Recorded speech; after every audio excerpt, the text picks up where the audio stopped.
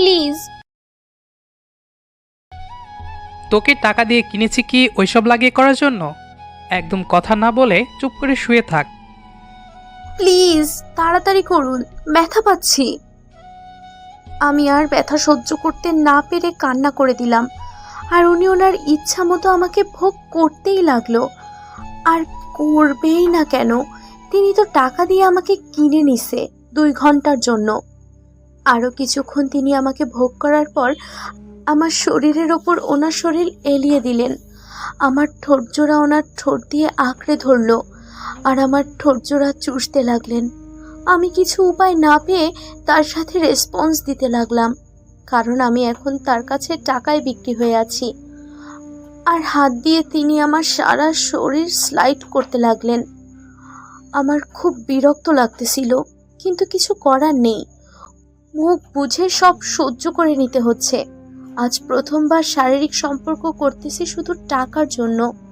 জীবনে কখনো ভাবতে পারিনি টাকার জন্য নিজ ইচ্ছায় নিজের সবকিছু থেকে মূল্যবান জিনিসটা বিক্রি করতে হবে। প্লিজ, এখন আপনার দেওয়া সময় আমি আপনাকে দিয়ে দিয়েছি। এখন আমাকে ছেড়ে দিন আর আমার টাকাটা দিয়ে দিন।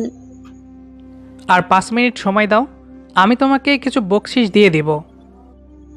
না প্লিজ, আমার ভাইয়াকে ডাক্তারের কাছে নিয়ে যেতে হবে, না হলে আমার ভাইয়া বাঁচবে না। এই 5 মিনিটের মূল্য আমার কাছে অনেক। প্লিজ এরকম কিছু করবেন না, আমাকে যেতে দিন। ওহ, এই নাও তোমার টাকা। উনি 10,000 টাকা আমাকে দিয়ে দিলেন, কারণ আগে থেকেই আলাপ করে নিয়েছিল আমাকে 2 ঘন্টা ওনার সাথে সময় কাটালে আমাকে 10,000 টাকা দিবে। আমি ওনার রুমের বাথরুমে গিয়ে একটু ফ্রেশ হয়ে নিলাম। মুখে পানি দিয়ে হাত মুখ ধুয়ে পরিষ্কার করে নিলাম।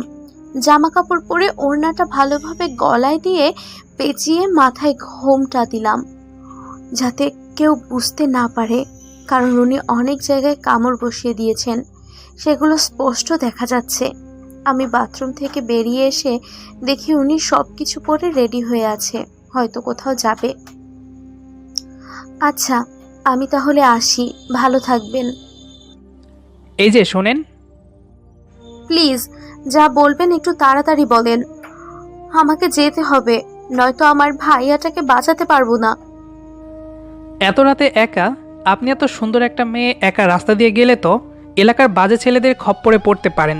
তাই বলি কি, আপনি আমার সাথে আসেন, আমি আপনাকে গাড়ি করে নামিয়ে দিয়ে আসব। থাক, লাগবে না, আমি একাই চলে যেতে পারবো। আমার মনে মনে ঠিক ভয় হচ্ছে। বলা তো যায় না, এই রাতের বেলায় কোথাও কখনো বের হইনি, তাই বাজে ছেলেদের খপ্পরেও কোনোদিন পড়িনি। আজকে যদি পড়ি আর আমার ইজ্জতের সাথে সাথে যদি আমার টাকাটা নিয়ে নেয়, তাহলে এই টাকাটাও দিতে পারবো না বাড়িতে। আরে বুঝতেছেন না কেন, এই এলাকায় বাজে ছেলে পেলের অভাব নেই, তাই আপনাকে অফার করলাম, যদি ইচ্ছে হয় আসেন, নয়তো চলে যেতে পারেন। আমি আর কোনো কিছু না ভেবে রাজি হয়ে গেলাম, কারণ এনাকে ভয় পেয়ে আর কি হবে, আমার সব কিছু তাকে দিয়ে দিয়েছি, তাই ওনার সাথে যাওয়াই উত্তম হবে। নয়তো রাস্তায় খারাপ ছেলেদের খপ্পরে পড়লে আত্মহত্যা করা ছাড়া আর কিছুই করতে পারবো না। তারপর আমি ওনার গাড়িতে উঠে পড়লাম। চুপচাপ ফাঁকা রাস্তায় গাড়ি চলছে, দুজনের মুখে কোনো রকম কথাবার্তা নেই, কিন্তু আমার খুব টেনশন হচ্ছে। আমার ভাইয়াকে বাঁচাতে পারবো তো, নাকি আমি ব্যর্থ হব? না না, এসব আমি কি ভাবছি, আমার ভাই ঠিক হয়ে যাবে। আমি এসব ভাবছি, হঠাৎ করে উনি আমাকে কিছু জিজ্ঞেস করলেন। আচ্ছা, আমাকে কি বলা যায় যে আপনার ভাইয়ের কি হয়েছে? লিভারের সমস্যা হয়েছে, অপারেশন করাতে হবে। মাত্র 10,000 টাকায় অপারেশন করবেন আপনি কিভাবে? মায়ের কিছু স্বর্ণ এর জিনিসপত্র ছিল, সেগুলো বিক্রি করে দিয়েছি, তাতে কিছু টাকা হয়েছে। 10,000 টাকা কম ছিল। কেউ ধার দিতে চায় না, কারণ আমার বাবা নেই যে ইনকাম করে তাদের ধার পরিশোধ করে দেবে। আমি এত করে সবাইকে বললাম যে আমি জব করে আপনাদের টাকা দিয়ে দেব 1 মাসের ভিতরে, কিন্তু কেউ রাজি হলো না। অনেক কান্নাকাটি করেছি এবং তাদের হাতে পায়ে ধরেছি, তাও তারা রাজি হয়নি। শেষ পর্যন্ত কোনো উপায় না পেয়ে তখন আমি মনে মনে ভাবতেছি ছি, এটা আমি কি করলাম? আমি এত বড় অমানুষ হলাম কি করে? একটা নিরীহ মেয়ের ইজ্জত নিয়ে নিলাম, তাও আবার টাকার বিনিময়ে। যদি একটাবার তার জীবনের কাহিনী শুনতে চাইতাম, তাহলে হয়তো আমি তার সাথে এরকম কিছুই করতাম না। আর আমিও এর আগে কোনো মেয়েকে এরকমভাবে ছুঁয়ে দেখিনি। প্লিজ কান্না করবেন না। আপনি যদি এরকমভাবে ভেঙে পড়েন, তাহলে আপনার ভাইয়ের পাশে থাকবে কে? তাও আমি আমার কান্না আটকাতে পারছি না, কান্না করেই যাচ্ছি। কেন জানি আজকে কান্না করতে খুব ভালো লাগতেছে। আপনার দেওয়া ঠিকানা মতো আমি চলে এসেছি। এখন কোন দিকে যাব? সামনে গিয়ে টানে একটা গলি পাবেন, সেই গলির সামনে আমাকে নামিয়ে দিন। আমরা এসে গেছি। এটাই কি আপনার সেই গলি? হ্যাঁ, এটাই আমার বাসা। আর আপনাকে অনেক অনেক অনেক ধন্যবাদ আমাকে এরকম উপকার করার জন্য।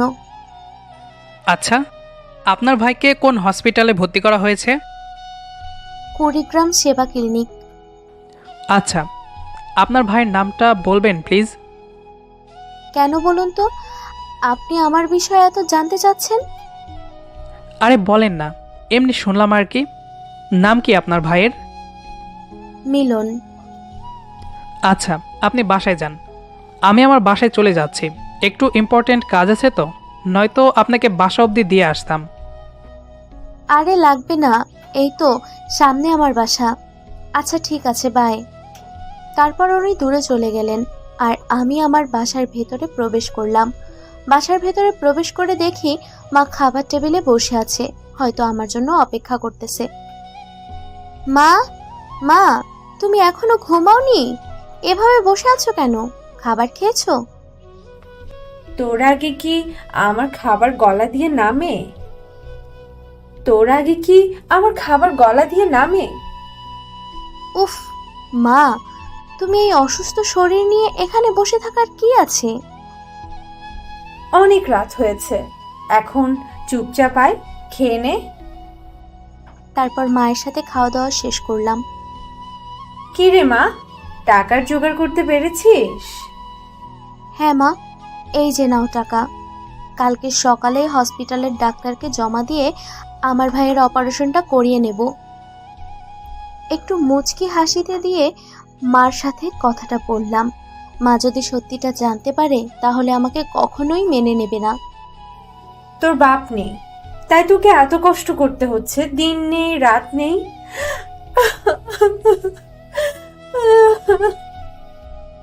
মা প্লিজ কান্না করো না এভাবে।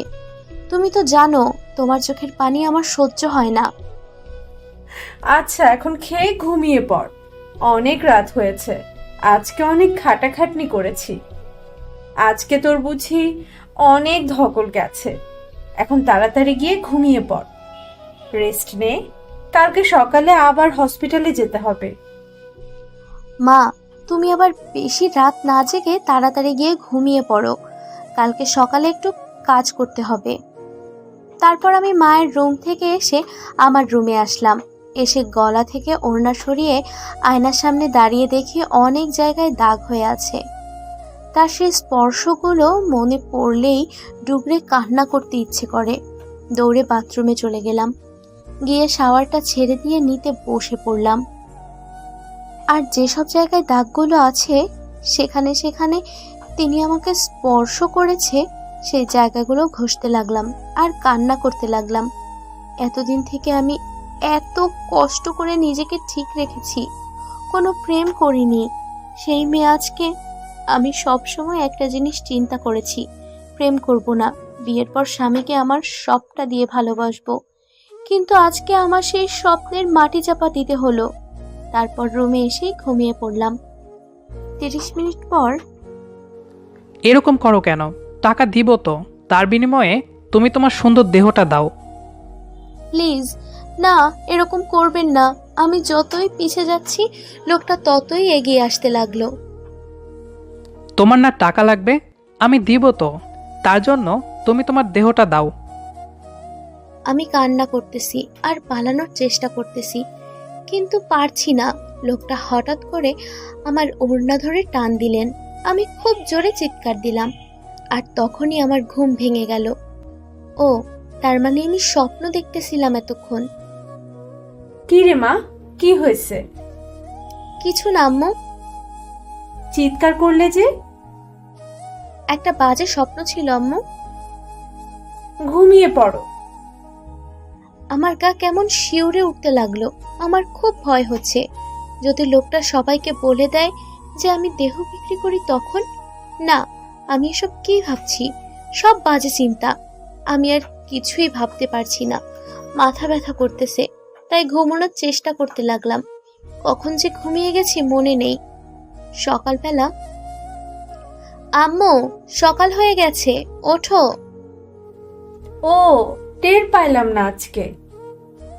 তোমাকে কালকে রাতেই বলেছি বেশি রাত জাগবে না, তুমি হয়তো রাত জাগছো নিশ্চয়ই, তার জন্য তোমার সকাল সকাল ঘুম ভাঙছে না।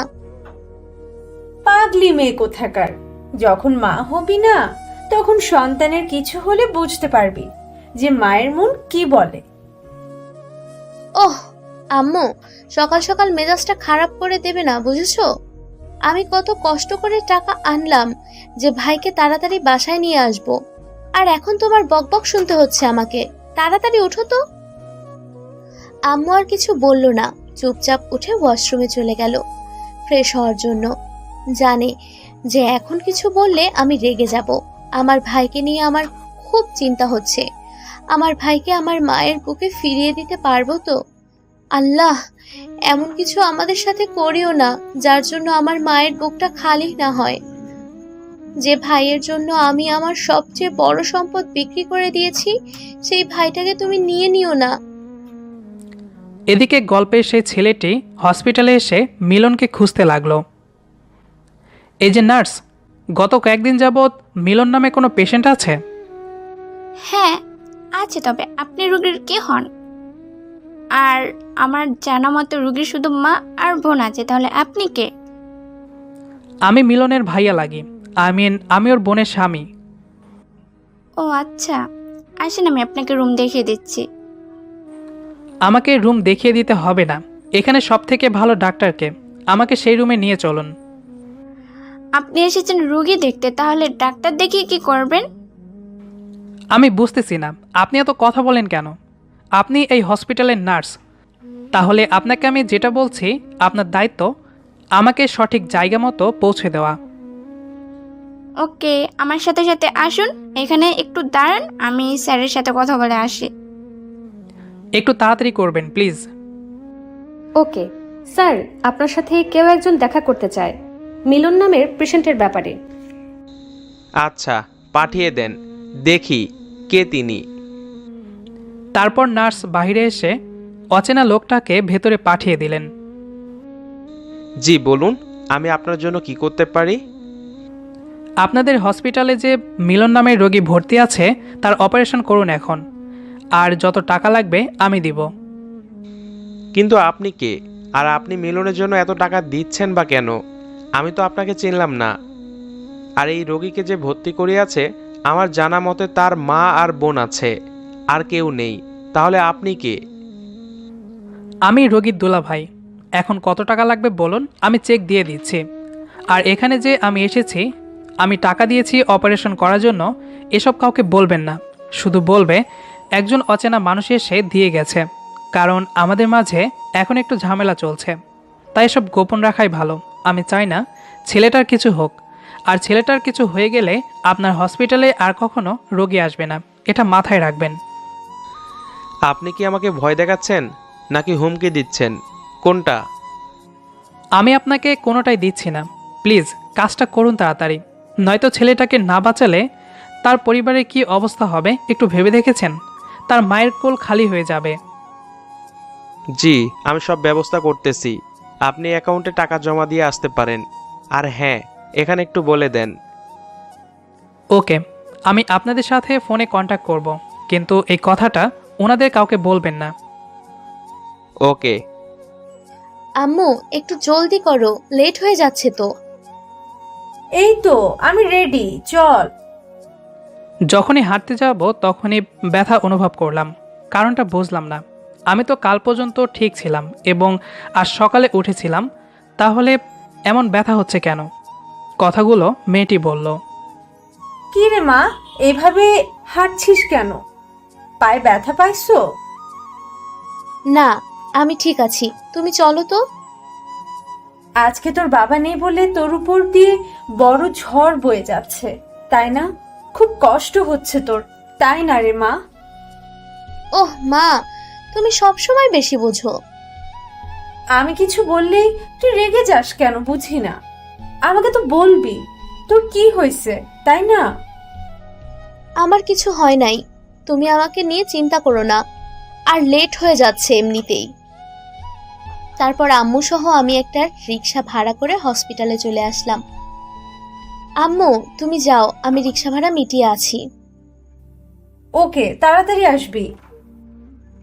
তারপর রিক্সাওয়ালাকে 50 টাকা দিলাম, তাকে ধন্যবাদ জানালাম সঠিক সময় পৌঁছে দেওয়ার জন্য। রিক্সাওয়ালা কিছু না বলে সুন্দর একটা হাসি দিয়ে চলে গেলেন। আমি হাসপাতালে ঢুকে দেখি আম্মু নার্সের সাথে তর্ক করতেছে, কিন্তু বিষয়টা কি বুঝলাম না। বিষয়টা ঠিক মতো বুঝতে আমিও ওখানে চলে আসলাম। কি হয়েছে আম্মু, এরকম তর্ক করতেছো কেন ওনার সাথে? দেখ না রে মা, নার্স কি বলতে চাইছে। আচ্ছা কি হয়েছে আমাকে একটু বলবেন প্লিজ? আপনার ভাইয়ের এখন অপারেশন চলতেছে। কি অপারেশন চলতেছে মানে? আমি বেশ অবাক হলাম যে ডক্টর টাকা ছাড়া আমার ভাইকে হসপিটালে নিতে যাচ্ছিল না, সেই ডক্টর আবার ভাইকে ফ্রি অপারেশন করবে। এটা কিভাবে হতে পারে? আমি অবাকের উপর অবাক হচ্ছিলাম, কারণ আমার তো এখনো বিয়েই হয়নি। আমার স্বামী আসবে কোথা থেকে?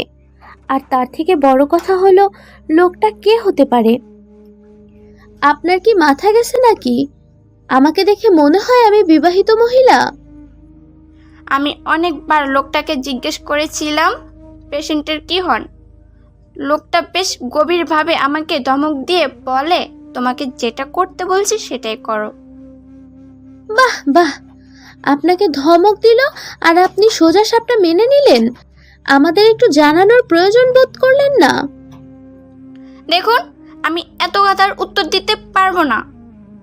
লোকটা ডক্টর অমল স্যারের সাথে কথা বলেছেন, আর 3 দিন এখন আপনার ভাইয়ের অপারেশন করতেছে। ওনার সাথে এভাবে বকাঝকা না করে চলো না অপারেশন থিয়েটারের সামনে গিয়ে বসি। ডক্টর সাহেব বের হলে তার সাথে কথা বলে দেখি আসলে বিষয়টা কি। আমার ভাইয়ের যদি কিছু হয় না, আমি আপনাদের বিরুদ্ধে মামলা করব। চুপ থাক, এইসব কথা বলতে নেই। আল্লাহকে ভয় কর, আল্লাহকে ডাক, আল্লাহ যা চাইবে তাই হবে। তারপর আম্মু আমাকে টেনে অপারেশন থিয়েটারের সামনে চেয়ারে নিয়ে গিয়ে বসালো। এত টেনশন করিস না তো, যেটা ভাগ্যে আছে সেটাই হবে। আমি ঠিক বুঝতে পারতেছি আম্মু যতই আমাকে টেনশন মুক্ত থাকতে বলছে, কিন্তু আম্মু নিজেই অনেক টেনশনে আছে। আসলে মায়েরা কখনো সন্তানের অমঙ্গল চায় না। আমাকে ঠিক থাকতে বলছে, অথচ নিজের ভেতরে কতটা ক্ষতবিক্ষত হচ্ছে সেটা হয়তো আমি অনুভব পর্যন্ত করতে পারছি না। আমাকে সত্যি করে একটা কথা বলবা? পাগলি মেয়ে, দেখো কি বলে। আচ্ছা বল। তুমি আমাদেরকে খুব ভালোবাসো তাই না? পাগলি মেয়ে, কি যাতা বলতেছিস? কথাটা বলে আম্মু কান্না করে দিল। আমি স্পষ্ট বুঝতে পারতেছি আম্মুর মনের ব্যথা কতটা। কিছুক্ষণের মধ্যে ডাক্তার সাহেব বেরিয়ে এলেন। তাহলে আপনারা এসেছেন। আমার ছেলের এখন কি অবস্থা ডাক্তার সাহেব? এখন আপনারা অনেক চিন্তামুক্ত রাখতে পারেন। 24 ঘন্টার মধ্যে জ্ঞান ফিরে আসবে। আল্লাহর কাছে কোটি কোটি বার শুক্রিয়া, আলহামদুলিল্লাহ। এই শুনছিস রে মা, আমার ছেলে ভালো হয়ে যাবে। আম্মু খুশিতে কান্না করে ফেলল। ডাক্তার সাহেব, আমি কি এখন আমার ছেলেটাকে একটু দেখতে পারি? এখন দেখতে পাবেন না, একটু পর আপনার ছেলেকে কেবিনে শিফট করা হবে, সেখানে গিয়ে দেখতে পারবেন। ও আচ্ছা। আপনারা এখানে একটু অপেক্ষা করুন, একটু পর নার্স আপনাদের ডেকে নিয়ে যাবে। ডাক্তার আঙ্কেল, আপনার সাথে আমার কিছু কথা ছিল জরুরি। হ্যাঁ বলো মা, কি বলতে চাও? আপনি তো প্রথমে টাকা ছাড়া আমার ভাইকে আপনাদের হসপিটালে নিতেই চাচ্ছিলেন না, আর এখন আপনি আমাদের কাছে টাকা না নিয়েই অপারেশনটা করলেন। আমি না কিছুটা বুঝতেছি না, ব্যাপারটা কি, আমাকে একটু খুলে বলবেন? আসলে মা, আমার এখানে কিছু করার নেই। ঊর্ধ্বতন কর্মকর্তাদের আদেশ আমাদের মানতে হয়। আমরা এখানে চাকরি করি, আমাদের নিজস্ব প্রতিষ্ঠান না। আর তুমি বললা না টাকা ছাড়া অপারেশন করলাম কিভাবে? আমাদের কাছে টাকা জমা হওয়ার পর তোমার ভাইয়ের অপারেশনটা হয়েছে। টাকাটা দিল কে? আর হঠাৎ করে এত টাকা আমার ভাইয়ের জন্য দিবেটা কে? দেখো মা, এটা আমি বলতে পারবো না। আমি বেশ অবাক হলাম, কিন্তু কেন আঙ্কেল? শুধু এটা জেনে রাখো, তোমার আপন কেউ টাকাটা দিছে, আর তার নাম, ঠিকানা বা পরিচয় তোমাকে এখন দিতে পারবো না, যদি তিনি অনুমতি না দেন তো। উনি অনুমতি দিবে মানে? আসলে আমি তাকে কথা দিয়েছি, আর আমি কথা দিলে কথা রাখার চেষ্টা করি। আমি এখন আসছি, একটু পর নার্স এসে আপনাদের কেবিনে নিয়ে যাবে। ডক্টর আঙ্কেল আরেকটু কানাইয়া দাঁড়ালেন না, চলে গেলেন তার নিজের কেবিনে। যে আমার এত বড় উপকার করেছে, আমি দোয়া করি তার জন্য সবসময় মঙ্গল হয়। হ্যাঁ মা, এত বড় উপকার যে করেছে তার তো মঙ্গল কামনা করা আমাদের উচিত। এতক্ষণ তো ভালোই ছিলাম, এখন একটু ব্যথা ব্যথা অনুভব হচ্ছে। আর ব্যথা অনুভব হতেই আমার গতকাল রাতের কথা মনে পড়ে গেল। আম্মুকে তো এই কথা বলাও যাবে না, বললে আম্মু আমার মুখটা দেখতে চাইবে না। কি করব ভেবে পাচ্ছি না। আম্মু, তুমি এখানে একটু বসো, আমি একটু আসি। এখন তুই কোথায় যাবি? আম্মু, আমি একটু বাথরুমে যাব। ওকে। আম্মুকে মিথ্যা কথা বলে আমি একটু গাইনি ডক্টরের সাথে দেখা করতে গেলাম। ওনার সাথে কথা বলে কিছু পরামর্শের সাথে একটা মেডিসিন লিখে নিলাম, যাতে করে খুব তাড়াতাড়ি ব্যথাটা দূর হতে সাহায্য করে, নয়তো আম্মুর চোখে খুব জলদি ধরা পড়ব। টাকা মানুষকে কত কিছু করতে বাধ্য করে। গতকাল আমি এই সময় একজন ভার্জিন ছিলাম, আর আজকে এই সময় আমি একজন নষ্ট মেয়ে। আসলে নিয়তির পরিহাস কোন দিকে যায় বোঝা বড় মুশকিল। হয়তো এই খবরটা যদি কেউ জানতে পারে, তাহলে এই সব সমাজে আমি আর মুখ দেখাতে পারবো না। আমি এসব ভাবতেছি আর আনমনে আসতেছি, হঠাৎ করে কে জানি আমার হাত ধরে টান দিলেন। আরে আপনি এখানে কিভাবে? তার আগে বলেন, এখন আপনি কেমন আছেন? আমার ভালো থাকা না থাকা সেটা পুরোটাই নির্ভর করে আমার ভাইয়ের উপর আর আমার মায়ের উপর। তারা দুজন ভালো থাকলে আমি ভালো থাকি। এত খেয়াল রাখেন আপনার পরিবারের ওপর? যদি তাদের খেয়াল না রাখি, তাহলে আমি পৃথিবীতে বেঁচে থাকবো কি নিয়ে? আপনার সাথে যুক্তিতে হয়তো আমি পারবো না, কারণ আপনি অনেক যুক্তি দেখাতে পারেন। আপনি বললেন না তো এখানে কেন এসেছেন? এসেছিলাম, একটু কাজ ছিল। ওহ, আচ্ছা, আপনি কি আবারও টাকার জন্য দেহ বিক্রি করবেন? কেন, কিনবেন বুঝি? সেরকম কিছু না। আপনি মনে হয় নিত্য নতুন দেহর স্বাদ ভোগ করতে খুব পছন্দ করেন।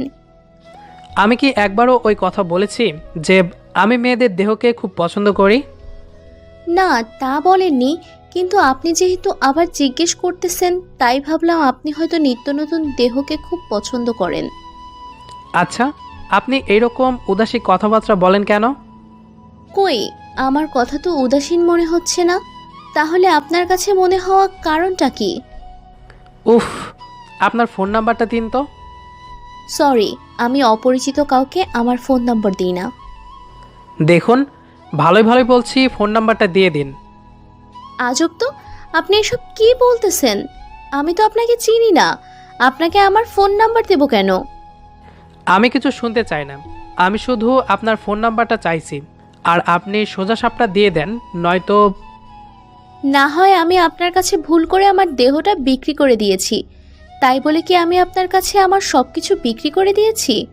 আমার চিন্তা ভাবনা, আমার ইচ্ছা অনিচ্ছা সব কিছু? যদি বলি তাই? এরকম আজব কথাবার্তা বলা বাদ দিন, আর আপনি এখান থেকে আসতে পারেন। ভালোভাবে কথাটা বললাম, তাই গায়ে লাগছে না। এখন কি আমি খারাপ ব্যবহার করবো আপনার সাথে? আশ্চর্য, আপনি এরকম করতেছেন কেন?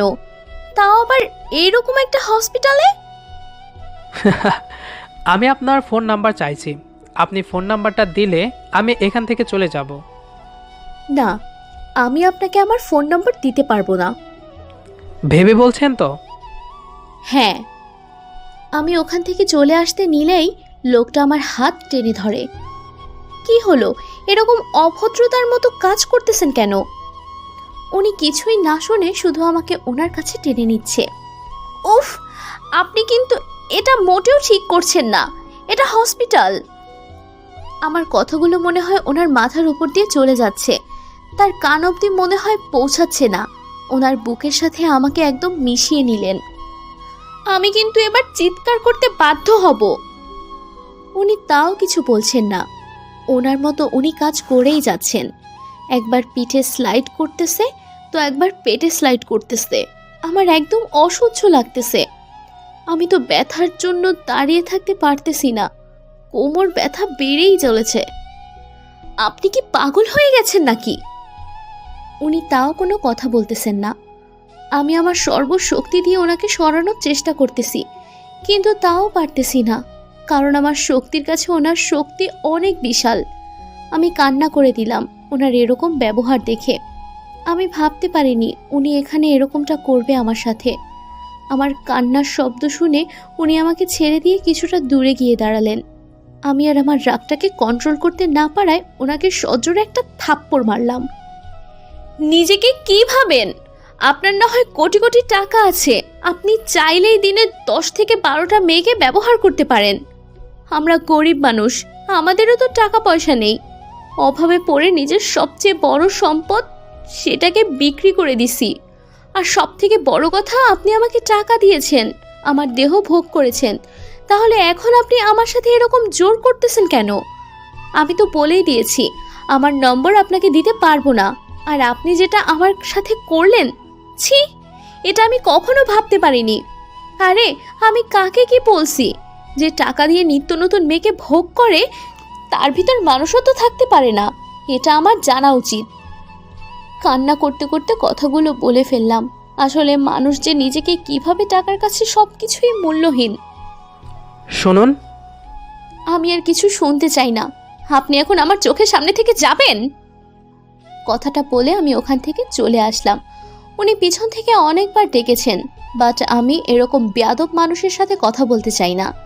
আমি আম্মুর কাছে গিয়ে বসলাম। কিরে মা, এতক্ষণ কোথায় ছিলি? আর তোর চোখে পানি কেন? আসলে আম্মু, আমার একজন পরিচিত বন্ধুর সাথে দেখা হয়েছিল তো, তার সাথে কথা বললাম, আর চোখে মনে হয় কিছু পড়েছে, তাই পানি চলে এসেছে। তুই কি আমার থেকে কিছু লুকোতে চাচ্ছিস? আরে আম্মু, তুমি কি বলো? তোমার থেকে আমি কি লুকাবো? দেখ মা, তোর মনের ভিতরে কি চলছে আমি জানি না, তবে শুধু একটা কথাই মনে রাখবি, যা করবে ভেবে চিন্তে করবে। আম্মু, তুমি শুধু শুধু চিন্তা করতেছো। আমাকে নিয়ে তোমাকে কোনো চিন্তা করতে হবে না, চলো ভাইয়াকে দেখে আসি। যদি কোনো সমস্যা হয় মায়ের কাছে লুকাবি না। আরে আম্মু, তোমার কাছে লুকাবো এমন কোনো কথা আছে নাকি? আমার পেটে পেটে যা থাকে সব তো তুমি জানো। আপনার ভাইয়াকে কেবিনে শিফট করা হয়েছে, এখন দেখতে পারেন তাকে, কিন্তু তার সাথে এখন কথা বলতে পারবেন না। 72 ঘন্টা পর তার সাথে কথা বলতে হবে আপনাদের। থ্যাংক ইউ নার্স, আর সরি। সরি বলতে হবে না, আমাদের বোঝা উচিত ছিল এটা। এখন যান, দেখে আসুন, আপনাদের অপেক্ষার প্রহর শেষ। তারপর আম্মু আর আমি কেবিনে গেলাম। গিয়ে দেখি আমার ভাইটা শুয়ে আছে। কি সুন্দর লাগতেছে তাকে। এদিকে, হ্যালো শামিম, একটা মেয়েকে তুলে আনতে হবে। তোর আবার মাথায় কি ঢুকলো? মেয়েকে তুলে আনবি মানে? তোকে যেটা বলছি সেটাই কর, আর সবাইকে বলে দে আজকে আমি বিয়ে করতে যাচ্ছি রাতে। মানে তোর মাথা ঠিক আছে নাকি গেছে মাল খেয়ে? আমি একদম ঠিক আছি, তোকে যেটা বললাম সেটা কর তাড়াতাড়ি। ভালো করে ভেবে দেখ, এসব কাজ করা ঠিক হবে না, পুলিশ কেস পর্যন্ত হতে পারে। তুই আমার রাগ সম্পর্কে ভালোভাবে জানিস, আমার মাথাটা এখন গরম আছে, আর আমি যেটা করতে চাই সেটা করি, তুই তো সেটাও ভালো করে জানিস। তাহলে এরকম ন্যাকামি না করে আমি যেটা বলছি সেটা কর, নয়তো তোকে আজকে আমি। ওকে, তোর যা ইচ্ছা তাই হবে, কিন্তু এর মাঝে আমাকে টানবি না। তার মানে তুই আমাকে এই কাজটা করতে সাহায্য করবি না, তাই তো? আমি কি বলছি যে আমি সাহায্য করব না? দেখ, এরকম পেঁচাই কথা বলবি না, সরাসরি বল এখন কি আমাকে সাহায্য করবি কি না। ওকে, সাহায্য করব। এখন মেয়ের ছবি পাঠা, ঠিকানাটা দে। মেয়েটার ছবি তো আমার কাছে নাই, আর ঠিকানাটা আছে। এরকম বোকার মতো কথা বলবি না তো। তুই ঠিকানা দিবি আর আমি যাকে তাকে তুলে আনবো সেটা তোর মনের মানুষ হবে না। আবার তাকে রেখে আসবো, আবার আরেকটাকে তুলে আনবো সেটা হবে না। আবার তুলে আনবো সেটা হবে না। আবার তুলে আনবো। আমি কি এক এক করে ওই এলাকার সব মেয়েকে তুলে আনবো নাকি? তুই গাধার মতো কথা বলা বন্ধ কর। আমি যাব তোর সাথে, বুঝছিস? আর আমি যাকে দেখিয়ে দেব তাকে তুলে আনতে হবে, অন্য কাউকে না। আর তুলে আনার পর যদি মেয়েটা বিয়ে করতে রাজি না হয় তখন? বিয়ে করতে রাজি হবে না মানে 100 বার রাজি হবে। জোরপূর্বক বিয়ে করব আমি। তাতে কি মেয়েটা তোকে মন থেকে ভালোবাসবে? ওই মেয়ের মনে তোর জন্য শুধু ঘৃণা থাকবে, আর কিছু থাকবে না, বুঝেছিস? এখনো ভেবে দেখ ব্যাপারটা। ওই, তুই আমাকে জ্ঞান দিবি না, যেটা করতে বলতেছি সেটাই কর। আর আমি বাসায় যাচ্ছি, সন্ধ্যায় তোর সাথে দেখা হচ্ছে। অন্তত আঙ্কেল আন্টিকে বলিস যে তুই বিয়ে করতে যাচ্ছিস। আপাতত কাউকে জানাবো না, শুধু তুই, আমি আর মেয়েটা, আর অন্য কেউ জানবে না। মানে তুই কি লুকিয়ে বিয়েটা করতে চাচ্ছিস? কিছুটা সেরকমই। আচ্ছা, তোর যেটা মন চায় সেটাই কর। আমি তোকে বোঝাতে পারবো না। তোকে বোঝাতে গেলে আমি পাগল হয়ে যাব। আচ্ছা বাই, সন্ধ্যায় দেখা হচ্ছে। ওকে। তারপর আমি ফোন কেটে দিয়ে বাড়ি গেলাম। এদিকে আম্মু, তুমি বাসায় যাও, আমি ভাইয়ের সাথে রাতে থাকবো। আরে পাগলি মেয়ে, কি বলিস? আমি থাকবো, তুই বাসায় গিয়ে থাক। আরে আম্মু না, তোমার এখানে থাকতে কষ্ট হবে। আর আমি এটা কখনোই চাই না যে আমি থাকতে আমার মা কষ্ট করবে। আরে পাগলি মেয়ে, চুপচাপ থাক, বাসায় যা, আমি থাকতে পারবো। আম্মু, তুমি বোঝার চেষ্টা করো, তোমার শরীরের অবস্থা খারাপ। তুমি বাসায় যাও, আমি এখানে থাকতে পারবো। আমি তোকে আদেশ করতেছি, তুই এখন বাসায় যাবি, আর আমি এখানে থাকবো। উফ আম্মু। আর কোনো কথা হচ্ছে না। ওকে, তাহলে আমি বাসায় যাচ্ছি। টেবিলে সব কিছু রাখা আছে, সময় মতো ভাইয়াকে ওষুধ খাইয়ে দিও। আর তুমিও ঠিক মতো ঘুমিয়ে পড়ো, রাত জেগো না আবার। আচ্ছা, তোর কথাই হবে। এখন তুই বাসায় যা, সন্ধ্যা হয়ে যাচ্ছে। এখন ছেলেকে পাইছো তো মেয়েকে তাড়িয়ে দিচ্ছ, তাই না? এখন কোনো বকা দেওয়ার ইচ্ছে নেই আমার, তাই চুপচাপ আছি। যদি বকা শুনতে না চাস তাহলে বাসায় গিয়ে রেস্ট নে, কাল সকাল সকাল চলে আসিস। ওকে আমার লক্ষ্মী আম্মু। আম্মুর গালে একটা পাপ্পি দিয়ে বেরিয়ে পড়লাম। পাগলি মেয়ে আমার, আজকে যদি তোর বাপ বেঁচে থাকতো তোকে একটুও কষ্ট করতে হতো না রে মা। হসপিটাল থেকে বেরিয়ে দেখি রাস্তায় কোনো রিক্সা দেখা যাচ্ছে না। সন্ধ্যার সময় তো, তাই সচরাচর এখানে সন্ধ্যার সময় এসে রিক্সা পাওয়া যায়, কিন্তু আজকে কেন জানি রিক্সা দেখতে পাচ্ছি না। উফ, কেমনটা লাগে, একটা রিক্সাও নেই, এখন হেঁটে যেতে হবে। ভাবতেই কান্না পাচ্ছে, এমনিতেই ব্যথা, তার উপর যদি এতটা পথ হেঁটে যাই, না জানি সকালে ঘুম থেকে উঠতে পারবো কিনা। এই ওই দিক দেখতে লাগলাম কোনো রিক্সা দেখা যায় কিনা, কিন্তু না, হয়তো আমার ভাগ্যটাই খারাপ। দূর, আর কিছু না ভেবে হাঁটা শুরু করলাম। দেখি সামনে গিয়ে রিক্সা পাই কিনা। রাস্তার এক সাইড দেখতে যাচ্ছি, তার রাস্তা দিয়ে কত রঙের গাড়ি চলাচল করতেছে। সন্ধ্যার সময় তো, তাই পরিবেশটা একটু মজাদার লাগছে। আমার কাছে ইচ্ছে করতেছে আমি এই প্রকৃতির সাথে মিশে যাই, তাহলে থাকবে না কোনো কষ্ট, থাকবে না কোনো দুঃখ। আসলে মানুষ এমন একটা প্রাণী যাকে সব কিছুর সাথে মানিয়ে চলতে হয়। শত কষ্টের মাঝেও নিজের জীবনকে বাঁচিয়ে রাখতে প্রতিনিয়ত আমরা কত কিছুই না করতেছি, শুধু ভালোভাবে বেঁচে থাকার জন্য আর শান্তিতে দুবেলা দুমুঠো ভাত খাওয়ার জন্য। আমরা মানবজাতি কতই আজব, তাই না? কিছু কিছু বড়লোক আছে যারা গরিবদের পেটে লাথি দেয়। হয়তো আমি যেমন দরিদ্রতার কারণে জমা সব থেকে বড় সম্পত্তি বিক্রি করে দিয়েছি, পতিতালয়ে যে মেয়েগুলো আছে তারা হয়তো পেটের দায়ে এইসব কাজ করতে বাধ্য হয়। আসলে প্রতিটা পতিতা নারীকে জিজ্ঞেস করলে তার অতীতটা জানতে চাইলে তার মুখ থেকে শুনতে হবে নানা করুণ কাহিনী, যেটা আপনার মনকে নাড়া দিতে বাধ্য করবে। আনমনে এসব ভেবেই যাচ্ছি আর রাস্তার এক সাইডে হেঁটে যাচ্ছি। হঠাৎ করে একটা গাড়ি আমার সামনে এসে দাঁড়ালো। আমি অনেকটা ভয় পাইছি। হঠাৎ করে এরকম গাড়ির সামনে এসে দাঁড়াইছে তো, তাই বুকে একটু থুথু দিলাম। গাড়ি থেকে দুজন মুখোশ পরলোক নেমে পড়ল। আমি পরিবেশটা বুঝতে পারলাম, তাই দৌড় দিতে যাব, তখন ওই লোক দুটো আমাকে ধরে ফেললেন। প্লিজ আমাকে ছেড়ে দিন, আমি তো আপনাদের কোনো ক্ষতি করিনি। আর জোরে জোরে চিৎকার করতে লাগলাম, বাঁচাও বাঁচাও বাঁচাও, কে কোথায় আছে, আমাকে একটু সাহায্য করো। কিন্তু কেউ আমার চিৎকারে সাড়া দিল না। লোক দুটো আমাকে গাড়িতে তুলে নিলেন। আমি গাড়িতে অনেক চিৎকার করতে লাগলাম এবং বাইরের মানুষকে ডাকতে লাগলাম, আমাকে বাঁচাও। এখন কি করব? এরকম করে চিৎকার করতে লাগলে তো পুলিশের হাতে ধরা খেয়ে যাবো আমরা। ওই কাপড়টা দে, আর ওর মুখে কাপড়টা ভালোভাবে বেঁধে দে, যাতে যেন আওয়াজ বের না হয়। দ্বিতীয় লোকটা কণ্ঠটা আমার কেমন জানি চেনা চেনা লাগতেছে। আমার দুপুরকার ঘটনাটা মনে পড়ে গেল। তাহলে কি? না, এটা হতে পারে না, কখনোই না। একটা লোক এতটা খারাপ হতে পারে না। চিন্তায় আমার মাথা ফেটে যাচ্ছে।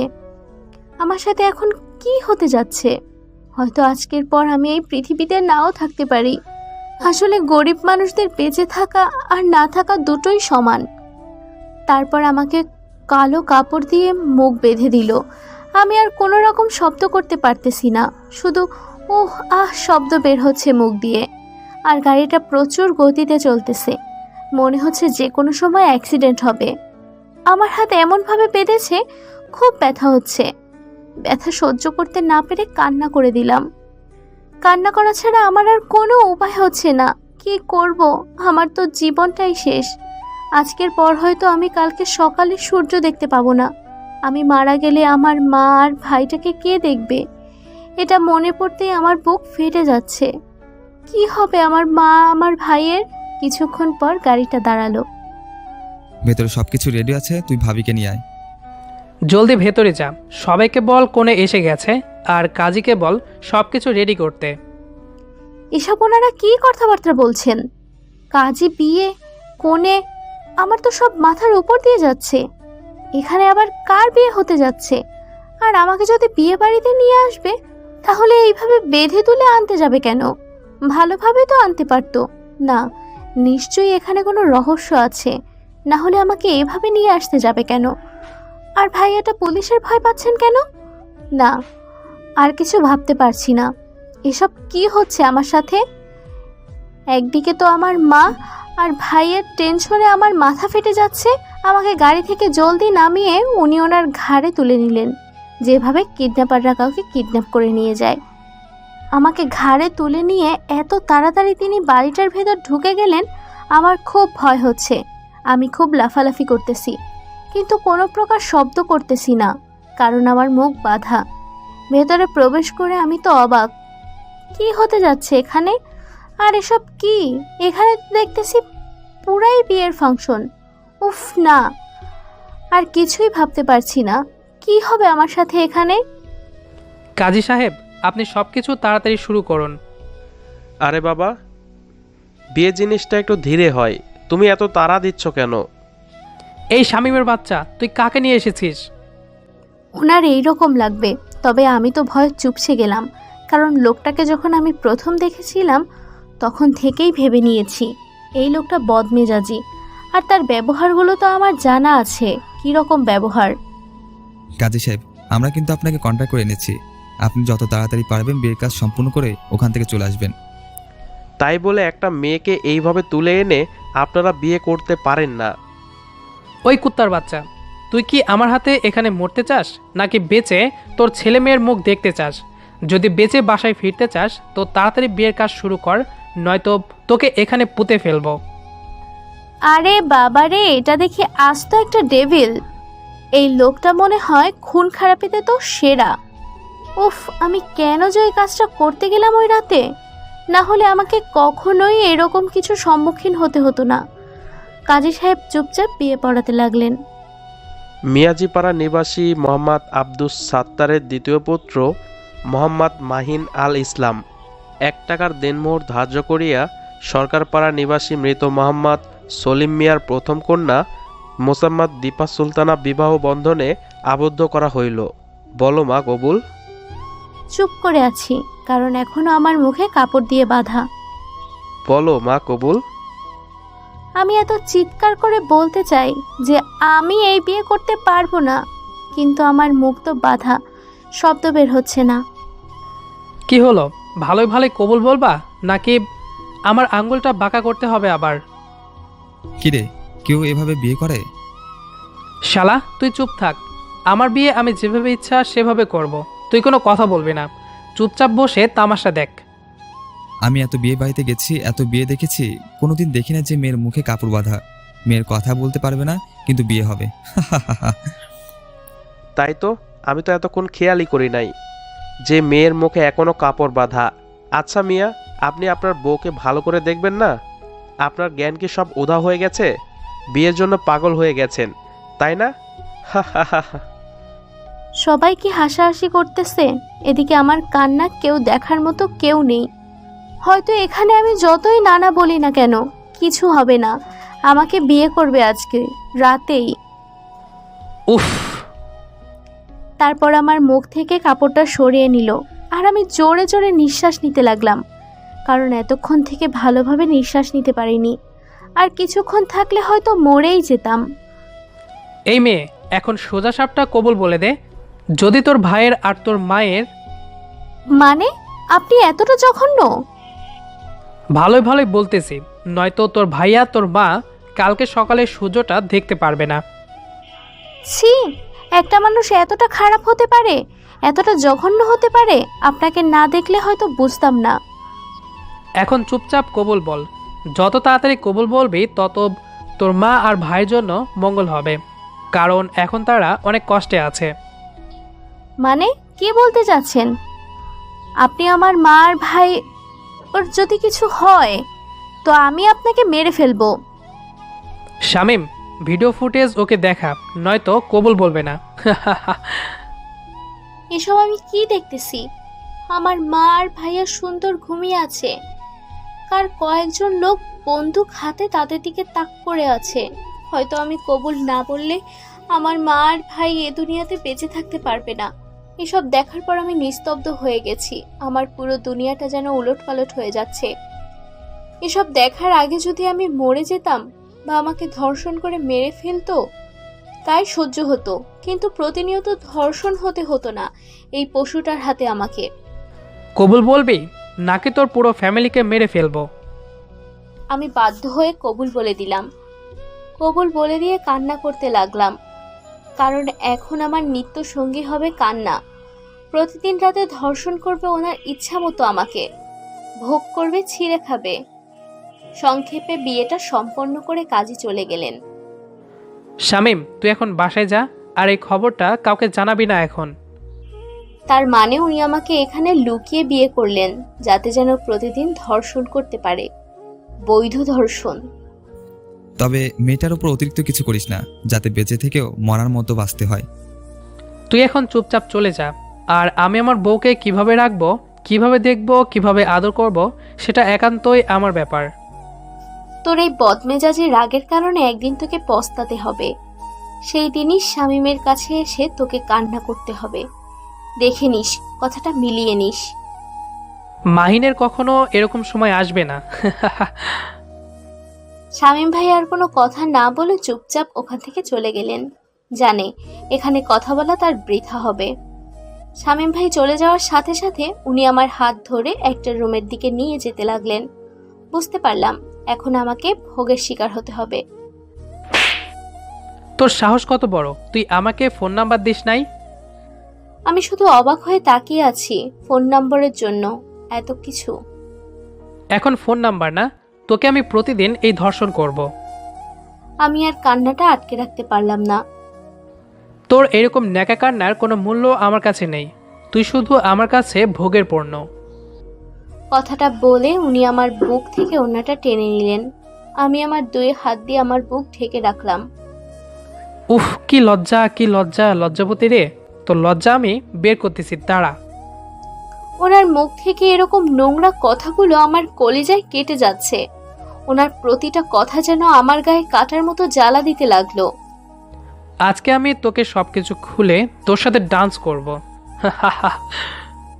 কথাটা বলে উনি আমার দিকে এগিয়ে আসতে লাগলো, আর আমি পিছিয়ে যেতে লাগলাম। আমি কখনোই ভাবতে পারিনি জীবনে এরকম একটা সময় আমার সামনে এসে দাঁড়াবে, আর আমি আমার কান্নাটার চার দেয়ালের মাঝে বন্দী। প্লিজ, আপনি একটু শান্ত হয়ে বসেন প্লিজ। অনেক কষ্টে কথাটা মুখ দিয়ে বের করলাম। ওনার রাগ দেখে আমি পুরোটাই শুদ্ধ হয়ে গেছি। কি হচ্ছে আমার সাথে এখানে? কেন এত তাড়াতাড়ি তোর দেমাগ শেষ হয়ে গেল? আমি আমার কিসের জন্য দেমাগ দেখাবো আপনাকে? আমার যা কিছু ছিল সব তো আপনি লুটে নিয়েছিলেন। আমি তোর দেহ লুটে নিয়েছিলাম, এটাই বলতে চাচ্ছিস তুই, তাই না? আসলে আপনি আপনার রাগটা একটু কন্ট্রোল করেন আর শান্ত হয়ে বসে আমার কথাগুলো শোনেন প্লিজ। তোর কোনো কথা শোনার আমার সময় নেই। এখন থেকে তুই শুধু আমার কথা মতো চলবি, নয়তো আমি কখন কি করে বসবো সেটা নিজেও জানি না। কথাটা বলে উনি আমার হাত ধরে টেনে আমাকে বিছানায় ফেলে দিলেন। প্লিজ, এরকম কিছু করবেন না, আমার কিছু সমস্যা আছে। তাতে আমার কি হয়েছে? আপনি বোঝার চেষ্টা করুন। এখন আমি আপনাকে সেই সুখটা দিতে পারবো না, আর একটা মেয়ের ইচ্ছার বিরুদ্ধে কিছু করলে সেটা ধর্ষণের শামিল হবে। আপনি একটু বুঝুন, এখন তো আমি আপনার বউ, তাই না? তুই কোনোদিন আমার বউ হওয়ার যোগ্য ছিলি না, আর হবিও না, বুঝছিস? আমি তো তোকে শুধু ভোগ করার জন্যই বিয়ে করেছি। আমি কখনো এটা আশা করিনি ওনার মুখ থেকে, আর আমি এর থেকে ভালো কিছু আশা করতে পারি না। আমার মতো মেয়ের সাথে এরকমটাই হয়। যে মেয়ে সামান্য 10,000 টাকা জোগাড় করতে পারে না, তার জন্য দেহ বিক্রি করতে হয়, সেই মেয়ের সাথে আর কি হতে পারে? এখন তো আমার কোনো কথার মূল্য থাকবে না। তারপর উনি আমার উপর শুয়ে পড়লেন। আমার ঠোঁটে তার ঠোঁট দুটো ডুবিয়ে দিয়ে ননস্টপ কিস করতে লাগলেন। আমার খুব বিরক্ত লাগতেছে, কারণ এখন আমার এসব সহ্য হচ্ছে না। আমি ওনাকে এত সরানোর চেষ্টা করতেছি, কিন্তু আমি তার শক্তির সাথে পেরে উঠতে পারতেছি না। আমার ঠোঁট থেকে ওনার ঠোঁট দুটো সরিয়ে আমার গলায় ওনার ঠোঁট দুটো ডুবিয়ে দিলেন এবং ননস্টপ কিস করতে লাগলেন। ওনার প্রতিটা স্পর্শ আমার অসহ্য লাগতেছে। ইচ্ছা করতেছে যদি আমার শক্তি থাকতো তাহলে ওনাকে এখানে মেরে ফেলতাম, কিন্তু আমি তার সাথে এখন পারবো না। আস্তে আস্তে যখনই আমার জামার পিন খুলতে লাগলেন, প্লিজ এরকম কিছু আজকে আমার সাথে করবেন না, আমি খুব অসুস্থ, আপনি বোঝার চেষ্টা করেন। জোরে জোরে কান্না করতেছি আর কথাগুলো ওনাকে বলতেছি, কিন্তু আমার কথাগুলো ওনার কান অবধি পৌঁছাচ্ছে না। ওনার দুই হাত দিয়ে আমার সারা শরীর স্লাইড করতে লাগলেন এবং এটা আমার খুব বিরক্ত লাগছে। আমি জোরে জোরে কান্না করতে লাগলাম।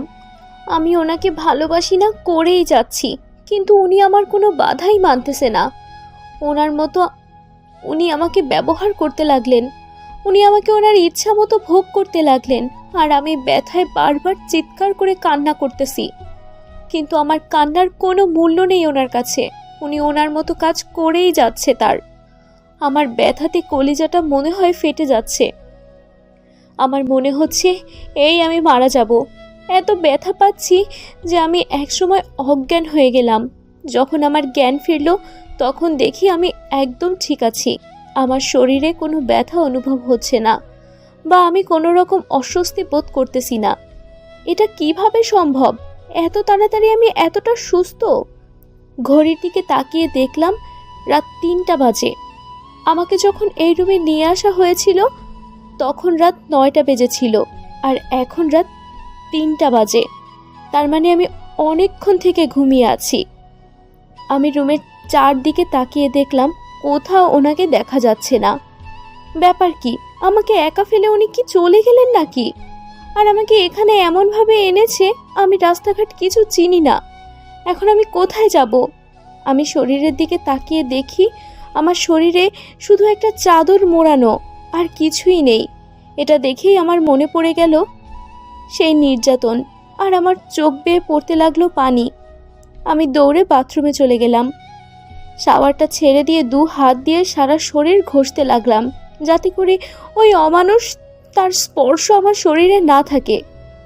যতই ঘষতেছি ততই কষ্টগুলো আমার মনে পড়তেছে, আর ততই আমি কান্না করতেছি। কান্না করতে করতে ফ্লোরে বসে পড়লাম, আর আমার চোখের পানির সাথে শাওয়ারের পানির সাথে এক হয়ে গড়িয়ে যাচ্ছে। এইদিকে আরে মেয়েটা আবার কই গেল? এখানে রেখে গেলাম। ওই তো এই এলাকার রাস্তাঘাট কিছুই চেনে না, কোথায় যাবে? উফ, আমি এখন টেনশনে বাঁচি না। কেন যে একা রেখে বাইরে গেলাম? দৌড়ে বের হয়ে সবখানে খুঁজতে লাগলাম, কিন্তু কোথাও পাচ্ছি না। এরপর আবার বাসায় ফিরে আসলাম। বাসায় সব রুম চেক করলাম, কিন্তু কোথাও নেই। উফ, বাথরুমে তো যাইতে পারে, বাথরুমে চেক করলাম, না। আমার মাথাটাও না এখন মনে হয় পাগল হয়ে যাবে কয়েকদিন পর। আমি যে কেন এসব করতেছি নিজেও জানি না। দৌড়ে রুমে চলে গেলাম। রুমে গিয়ে দেখি এখনও রুমের ভেতরে আসেনি, আর বাথরুম থেকে শাওয়ারের আওয়াজ পাওয়া যাচ্ছে। তারপর আমি দরজা ধাক্কাতে লাগলাম। এই মেয়ে, দরজা খুল বলতেছি। হঠাৎ করে দেখিয়েছে দরজায় কেউ ধাক্কাধাক্কি করতেছে। তার মানে উনি হয়তো রুমে চলে এসেছেন। এবার কি হবে? আমি তো কোনো কাপড় নিয়ে আসি নাই। এখানে এখন আমি বেরোবো কিভাবে? প্লিজ আপনি একটু শান্ত হন, আমি বাথরুমে আছি, বেরোবো একটু পর। এতক্ষণ কেউ বাথরুমে থাকে? তাড়াতাড়ি বের হন। এই যে শুনুন, আমাকে একটু হেল্প করবেন? বলেন দেখি কি করতে পারি। ওনার মুখ থেকে আপনি ডাক শুনে মনে হচ্ছে ওনার এখন মনে হয় কোনো রাগ নেই। আসলে আমার গায়ে কিছু নেই, আই মিন কোনো কাপড় নিয়ে আমি বাথরুমে প্রবেশ করিনি। যদি আমার কাপড়টা দিতেন। আপনার কাপড় ধুয়ে শুকাতে দেওয়া হয়েছে, এখন এখানে কোনো মেয়ে মানুষের কাপড় নেই। এখন কি হবে? ওকে থাক, তাহলে আমি সকাল পর্যন্ত বাথরুমেই কাটিয়ে দেই। এখানে বসে থাকি আমি, আপনি ঘুমিয়ে থাকেন। সারা রাত ওইখানে থেকে ঠান্ডা লেগে যাবে, আর যখন আপনার জ্বর হবে, অসুখ হবে, আপনার ফ্যামিলির জন্য সেবা করবে কে? আপনাকে দেখবে কে? আপনার ভাইকে দেখবে কে? আমার পরিবারকে নিয়ে আপনার এত টেনশন করতে হবে না, বুঝছেন? তার মানে আপনি এখন বাথরুমের ভেতরে আছেন, তাই সাহস দেখাচ্ছেন, তাই না? উফ, আর বেশি কিছু বলা যাবে না। বলা তো যায় না, সাইকো একটা দরজা ভেঙে ফেলতে পারে আবার। এই নিন আমার শার্ট, একটা প্যান্ট, পরে নিন। মানে আপনার প্যান্ট কি আমার হবে? তার থেকে বড় কথা, আপনার শার্ট, আপনার প্যান্ট আমি পরবো কেন? ওকে, কিছুই করতে হবে না, এমনিতেই বেরিয়ে আসেন। আমি তো আর অন্য কেউ না, আপনার স্বামী তো, তাই না? তাড়াতাড়ি চলে আসেন। উফ, কি বেহায়া মানুষ, মুখে কিছুই আটকায় না।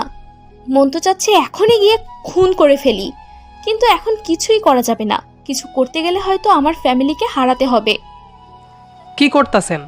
আমার অফার গ্রহণ করবেন নাকি না? আচ্ছা দেন দেখি। কোনো উপায় না পেয়ে রাজি হয়ে গেলাম, কারণ সারা রাত তো আর বাথরুমে থাকা সম্ভব না। তারপর দরজা আলতো ফাঁক করে ওনার শার্ট প্যান্ট নিয়ে গেলাম। নিয়ে তো নিলাম, গায়ে পরে দেখি সব ঢিলা হলো। এখন কি হবে? হাঁটবো কিভাবে আমি? হাত দিয়ে প্যান্ট ধরে রাখলাম, ধরে আস্তে আস্তে হেঁটে বাইরে আসলাম। আমি বাইরে আসার সাথে সাথেই উনি যেটা করলেন সেটা আমি কখনো কল্পনা করতে পারিনি, যে উনি এরকম কাজ করবেন আমার সাথে। আমি বাথরুম থেকে বের হতেই উনি আমাকে কোলে তুলে নিলেন। আজব তো, আমি হাঁটতে পারি না নাকি? নাকি আমি ছোট বাচ্চা যে আপনি কোলে তুলে নিলেন? উফ, বেশি রকম বকবক করলে ফেলে দেব কিন্তু কোল থেকে। না না, এই মানুষের বিশ্বাস নেই, তাই আমি ওনার গলা শক্ত করে জড়িয়ে ধরলাম, যাতে করে চাইলেও আর ফেলে দিতে না পারে। ভয় পাচ্ছেন তাই তো? আসলে ওনার মতলবটা কি আমি বুঝতে পারতেছি না। একটু আগে আমার সাথে যেটা অত্যাচার করলো, আর আমিও তার সাথে এত নর্মাল ব্যবহার করতেছি, আর আমি চাইলেও রুড ব্যবহার করতে পারতেছি না। তার সাথে ব্যাপারটা কি? থাক, এসব নিয়ে ভাবার সময় পাইবেন, এখন একটু বিছানায় শুয়ে থাকেন। আমার কিছু জানার ছিল, আশা করি উত্তরগুলো আপনি দিবেন। কোনো রকম কথা না বলে সুন্দরভাবে শুয়ে রেস্ট নিন, আর যদি একটা কথা বলেন তো আবারও শুরু করে দেব। এই না না, আমি সুন্দরভাবে ঘুমিয়ে পড়তেছি, তাও আবার ওসব করিয়েন না। এই তো লক্ষ্মী মেয়ে, তাহলে তাড়াতাড়ি ঘুমিয়ে পড়েন। আপনি কি চুরি করতে যাবেন নাকি? মানে? কই, আমি তো কিছুই বলিনি। আপনি হয়তো কানে একটু বেশি শুনেন, তাই হয়তো সমস্যা হচ্ছে আপনার।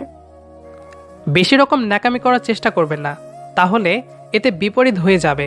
আর আমার রাগ উঠলে আমি কন্ট্রোল করতে পারি না, এটা আমি আপনাকে অনেক আগেই বলে দিয়েছি। আচ্ছা, আপনার এত রাগ কেন? আপনাকে ছোটবেলায় আপনার আম্মু মনে হয় তেতো জিনিস বেশি খাওয়াইছিল। এই মেয়ে, আমাকে ভয় লাগতেছে না? এত বকবক করতেছেন কেন বুঝতেছি না। রাত অনেক হয়েছে, আপনি রেস্ট নেন। এমনিতেই নিজের শরীরের কোনো খোঁজ পায় না, অল্প একটু জ্ঞান হারিয়ে ফেলে, তার আবার বকবক আছে। আমি আপনাকে আগেই বলেছিলাম, আমি ওর জন্য মোটেও প্রস্তুত ছিলাম না, যে আপনার এটা সহ্য করার মতো ক্ষমতা আমার ছিল না। তখন আমি আপনাকে বলে দিয়েছিলাম, আর আপনি সেটা না শুনেই কাজ শুরু করে দিয়েছিলেন। তখন আমি কি করব? এখন আমি কি করব? আপনি যেটা খুশি সেটা করেন, কিন্তু আমার কথা আপনি রিপিট করবেন না। আপনি যেটা খুশি সেটাই করেন, কিন্তু আমার কথা আপনি রিপিট করবেন না। আমি কিন্তু সত্যি সত্যি আবার রেগে যাব। রেগে গেলে আমি কি করে বসি আমি সেটা নিজেও জানি না। আমি কিন্তু সত্যি সত্যি এবার রেগে যাব। আমি রেগে গেলে কি করে বসি সেটা নিজেও জানি না। উফ, আপনার সাথে কথা বলে আমার ভুল হয়েছে। উফ, আপনার সাথে কথা বলাই আমার ভুল হয়েছে। কি মহা ঝামেলায় পড়লাম রে বাবা। এরকম একটা ঘাড়তেরা মানুষের সাথে আমার জীবন পার করতে হবে। না জানি আরো কত কি আছে আমার ভাগ্যে। আচ্ছা, অনেক হয়েছে, এখন ঘুমিয়ে পড়েন। সকালে আবার আপনাকে হসপিটালে দিয়ে আসতে হবে আমাকে। জি না, আপনাকে আমার সাথে যেতে হবে না। আপনি চুপচাপ এখানে থাকবেন, আর আমাকে গাড়ি ভাড়াটা শুধু দিবেন। আমি চলে যেতে পারবো একা। এখন আর আপনি একা না যে যেটা খুশি সেটাই করে বেড়াবেন। এখন একটা কথা মাথায় রাখুন, আপনার স্বামী আছে, আর তার থেকে আপনাকে পারমিশন নিতে হবে যে কোনো কাজ করতে গেলে। আমার স্বামীর প্রয়োজন নেই এখন। যে স্বামী শুধু তার ভোগ করার জন্য বউকে বিয়ে করে, ওই রকম স্বামী আমার লাগবে না। এইবার কিন্তু বেশি বেশি হয়ে যাচ্ছে। আমি রেগে গেলে কি করব সেটা তো ভালো করেই জানেন আপনি। কি আর করবেন বলেন? সর্বোচ্চ আমাকে নির্যাতন করবেন, টর্চার করবেন, একটু আঘাত করবেন। আপনার যা খুশি তাই করবেন, তাই তো? এর থেকে তার বেশি কিছু আর করতে পারবেন না। সর্বোচ্চ মেরে ফেলতে পারবেন। এত বেশি বুঝলে মাথা খারাপ হয়ে যাবে, বুঝছেন? হ্যাঁ, আপনি এটাই তো করতে পারেন, তাছাড়াও তো আর অন্য কিছু করতে পারেন না। কান্না করে দিলাম। এত রাতে কান্না করা অফ করেন আর ঘুমিয়ে পড়েন। এমনিতে শরীর অসুস্থ আপনার অনেক। আমার শরীর অসুস্থ থাকে, সুস্থ থাকে, সেটা আমি দেখব, আপনাকে দেখতে হবে না। শুধু আপনাকে আমি বিছানায় সময় দিতে পারলেই আপনার হবে, তাই তো? আচ্ছা, আমি যথেষ্ট চেষ্টা করব আপনাকে বিছানায় সময় দেওয়ার। প্লিজ, হাত জোর করে বলতেছি, আর একটা কথা না। তাহলে আমি কি করে বসবো সেটা নিজেও জানি না। আর আমার রাগের ওপর আমি একটু কন্ট্রোল করতে পারি না। আর আমি রেগে গেলে যে কি করে বসি জানি না। প্লিজ, হাত জোর করে বলতেছি, আপনি শুয়ে পড়েন আর ঘুমিয়ে পড়েন। কান্নাটা বন্ধ করেন। আমি আর কিছুই বললাম না, বালিশে মুখ গুজে দিয়ে কান্না করতে লাগলাম। কারণ এই লোকটাকে বিশ্বাস করতে নেই। আমি তাকে কখনোই মেনে নিতে পারবো না মন থেকে। যার ব্যবহার এরকম, তার সাথে কখনো ভালোবাসা নামক বন্ধনে আবদ্ধ হওয়া যায় না। কান্না করতে করতে কখন যে ঘুমিয়ে গেছি সেটা আমি নিজেও জানি না। যখন আমার ঘুম ভেঙে গেল তখন দেখি চারিদিকে পাখির ডাকাডাকি এর আওয়াজ শোনা যাচ্ছে। আর সকালকার সোনালি রোদ্দুর জানালা ভেদ করে আমার মুখে এসে পড়তেছে। সকালের আবহাওয়াটা বেশ চমৎকার, খুব ভালো লাগতেছে এখন। বিছানা থেকে উঠে গা মড়ামড়ি দিলাম। একটু গায়ে ব্যথা অনুভব হচ্ছে, উঠতে ইচ্ছা করতেছে না, তাই আবার শুয়ে পড়লাম কাঁথাটা গায়ে টেনে নিয়ে। কাঁথাটা বুকের মধ্যে ভালোভাবে আঁকড়ে ধরে শুয়ে আছে। চোখ বন্ধ করে হঠাৎ করে রুমে কারো আসার শব্দ পেলাম। চোখটা আলতো খুলে দেখলাম ওই লোকটা। এই যে সকাল হয়ে গেছে, আপনার কি ঘুম হয়েছে নাকি আরও কিছুক্ষণ ঘুমাবেন? আমি চুপচাপ চোখ বন্ধ করে আছি, কোনো সাড়া দিচ্ছে না তার কথায়। আপনি কি এখনো ঘুমিয়ে আছেন নাকি ঘুমের ভান ধরে আছেন? আমি তাও কোনো কথা বলতেছি না। তারপর দেখি উনি আমার পাশে বসে হাতের আঙুলের ভেতর ওনার হাতের আঙুল দিয়ে মুষ্টি বদ্ধ করে নিলেন খুব শক্ত করে। আমি একটু ব্যথা পেলেও চুপচাপ শুয়ে আছি, কোনো রকম রেসপন্স দিলাম না, কারণ একটু রেসপন্স দিলে উনি বুঝে যাবেন যে আমি জেগে আছি। তারপর উনি ওনার বাঁ হাত দিয়ে আমার চুলগুলো কানের ওপর দিয়ে গুজে দিচ্ছে। হয়তো আজকের এই অনুভূতিটা অন্যরকম হতে পারত যদি তিনি আমার সাথে এরকম খারাপ ব্যবহার না করে আমাকে ভালোবাসা দিয়ে আগলে রাখতেন তাহলে। কিন্তু এখন ওনার জন্য আমার মনে কোনো রকম ভালোবাসা নেই, আছে শুধু ঘৃণা। একটু পরে উনি ওনার ঠোঁট দুটো দিয়ে আমার কপালে আলতো স্পর্শ করে দিলেন। আর এই স্পর্শটা এমনভাবে করেছেন আমার সারা শরীর কেঁপে উঠল। আমিও চোখ বন্ধ করে থাকতে পারলাম না, চোখটা খুলে ফেললাম। কি হচ্ছে এসব? তার মানে আপনি এতক্ষণ ঘুমের ভান ধরেছিলেন, তাই না? এটা একান্ত আমার ব্যাপার, আপনাকে বলতে যাব কেন? আচ্ছা, আমাকে বলতে হবে না। আপনার কাপড়গুলো শুকিয়ে গেছে, এই যে এনে দিলাম, তাড়াতাড়ি পরে নিন। আমি একটু বাইরে আছি, আর একটু পরে গাড়ি আসবে। হসপিটালে যেতে হবে আপনার ভাইকে আনতে। জি না, আমি আপনার সাথে যাচ্ছি না। আমি একাই যাব আর আপনি আমার সাথে যাবেন না। কেন? আমি গেলে সমস্যা কি? চিন্তা করবেন না, আমি আমার ফোন নাম্বার আপনাকে দিয়ে যাচ্ছি। আপনার যদি আমাকে ভোগ করার ইচ্ছে হয় তো চলে আসেন আমাকে ফোন করে, আমি সব কিছু রেডি রাখবো। প্লিজ, এখন আমি এসব কথা নিয়ে কোনো আলোচনা করতে চাচ্ছি না। আপনার ইচ্ছা, আপনার ফোনটা দিন, আমি আমার ফোন নাম্বার দিয়ে দিচ্ছি। ফোন নাম্বার লাগবে না, আমি তোমার সাথে যাচ্ছি, এটাই ফাইনাল। ও, আমাকে বিশ্বাস করতে পারতেছেন না তাই তো? মনে করতেছেন হারিয়ে যাব? সেরকম কিছু না, উল্টাপাল্টা ভাববেন না প্লিজ। আমি কখনো উল্টাপাল্টা ভাবি না। আমি যা ভাবি ভালো কিছু ভাবি, আর আমার ভাবনাটা সত্যিই হয়। আমি আগেই বলেছি, আপনার যুক্তির সাথে আমি কখনো যুক্তি দিতে পারবো না, তাই আমি বাইরে যাচ্ছি। আপনি আপনার কাপড়টা পরে নিন। কথাটা বলে উনি বাইরে চলে গেলেন, আর আমি উঠে ওয়াশরুমে চলে গেলাম। তারপর ওনার দেওয়া শার্ট আর প্যান্টটা খুলে আমার কাপড়গুলো পরে নিলাম, আর ওনার শার্ট প্যান্ট ভালোভাবে ধুয়ে বাইরে শুকাতে দিয়ে রুমে আসলাম।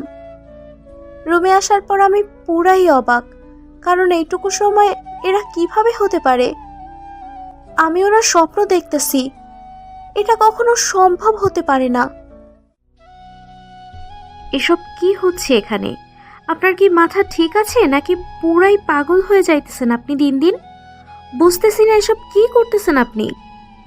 আচ্ছা, আমাকে কি আপনি এতটাই ঘৃণা করেন যে আমি আপনার সাথে হসপিটালে গেলে আপনার সমস্যা হবে?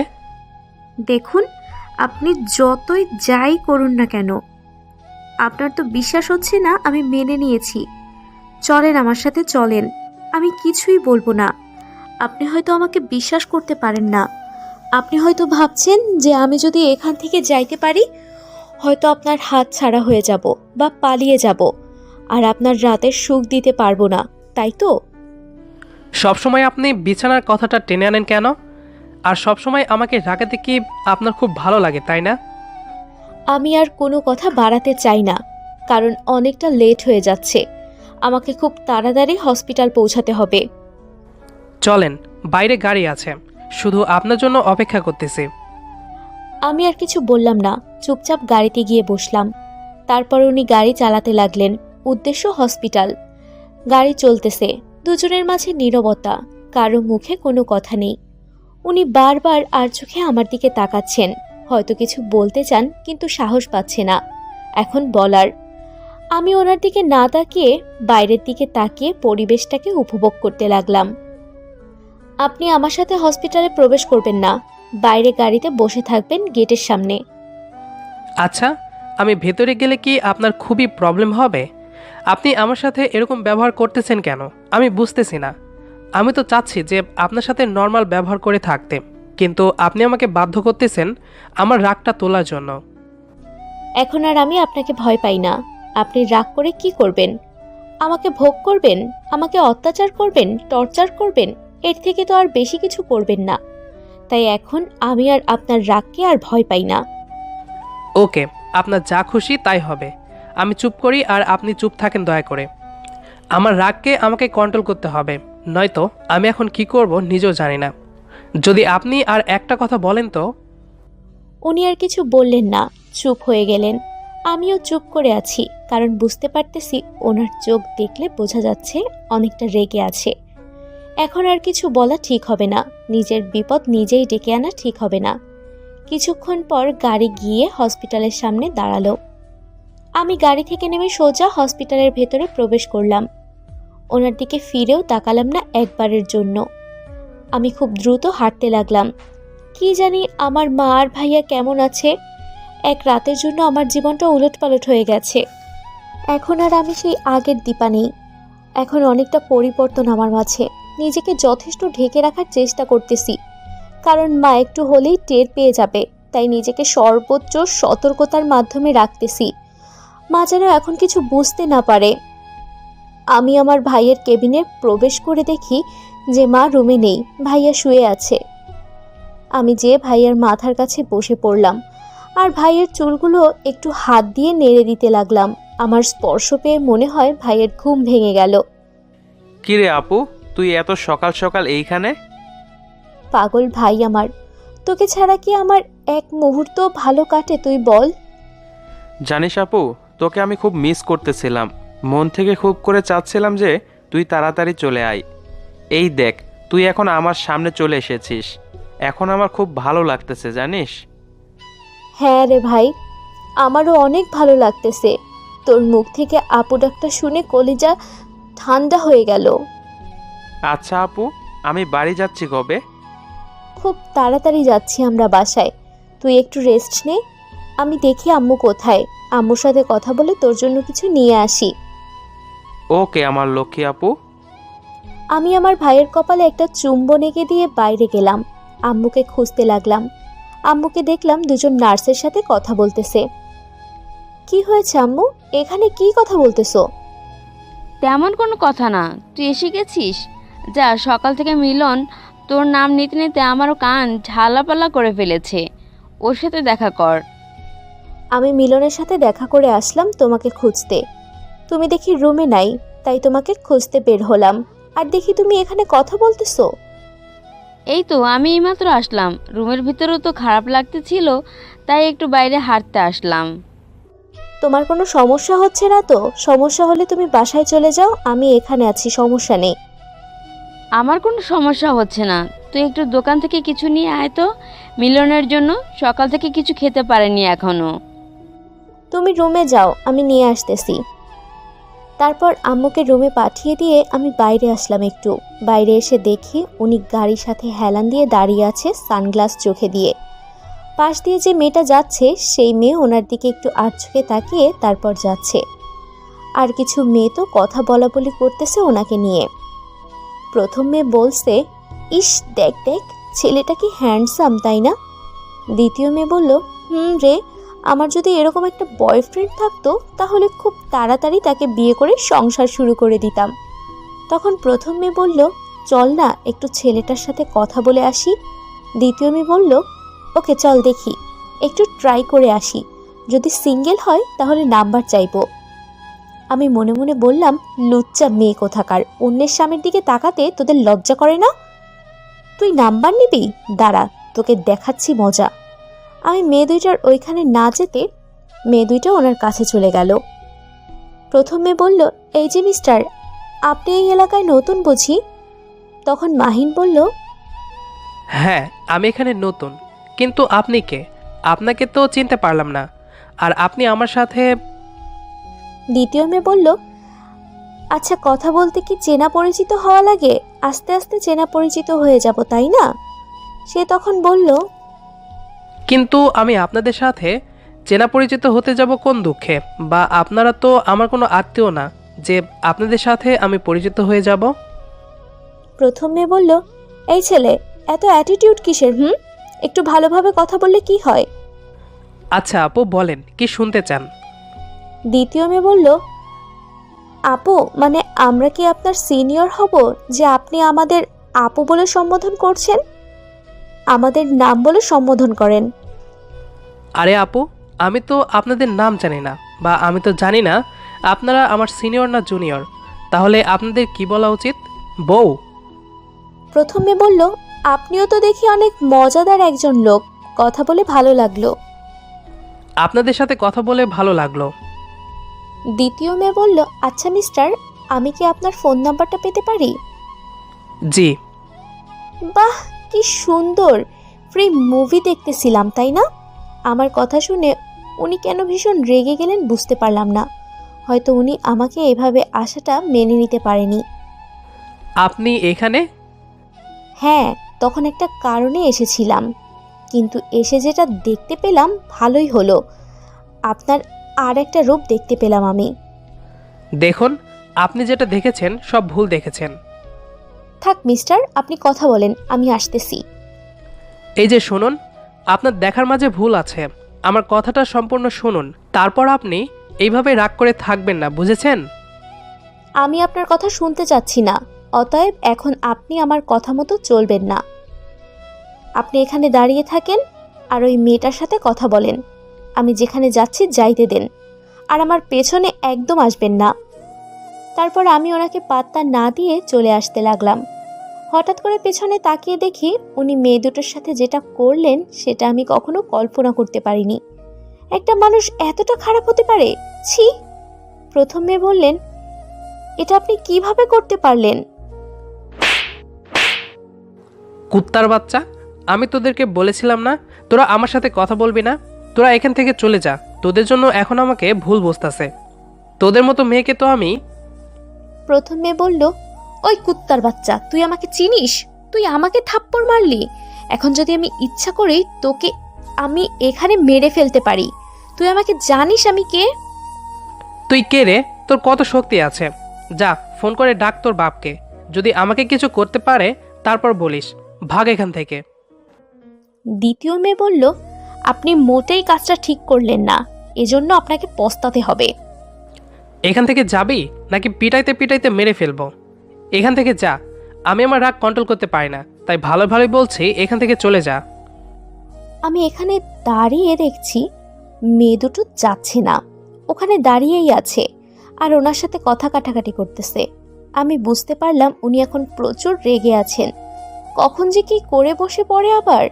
আমি আর ওখানে দাঁড়িয়ে না থেকে ওনাদের কাছে চলে গেলাম।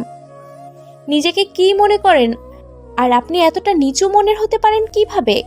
না হয় মেয়ে দুটো আপনার সাথে কথা বলতে এসেছে, তাই বলে আপনি ওনাদের সাথে এরকম ব্যবহার করতে পারেন না। এটা ঠিক না। আপনি যেটা করবেন আমার সাথে সেটা ঠিক, আর আমি কিছু করলে সেটা অন্যায়, তাই না?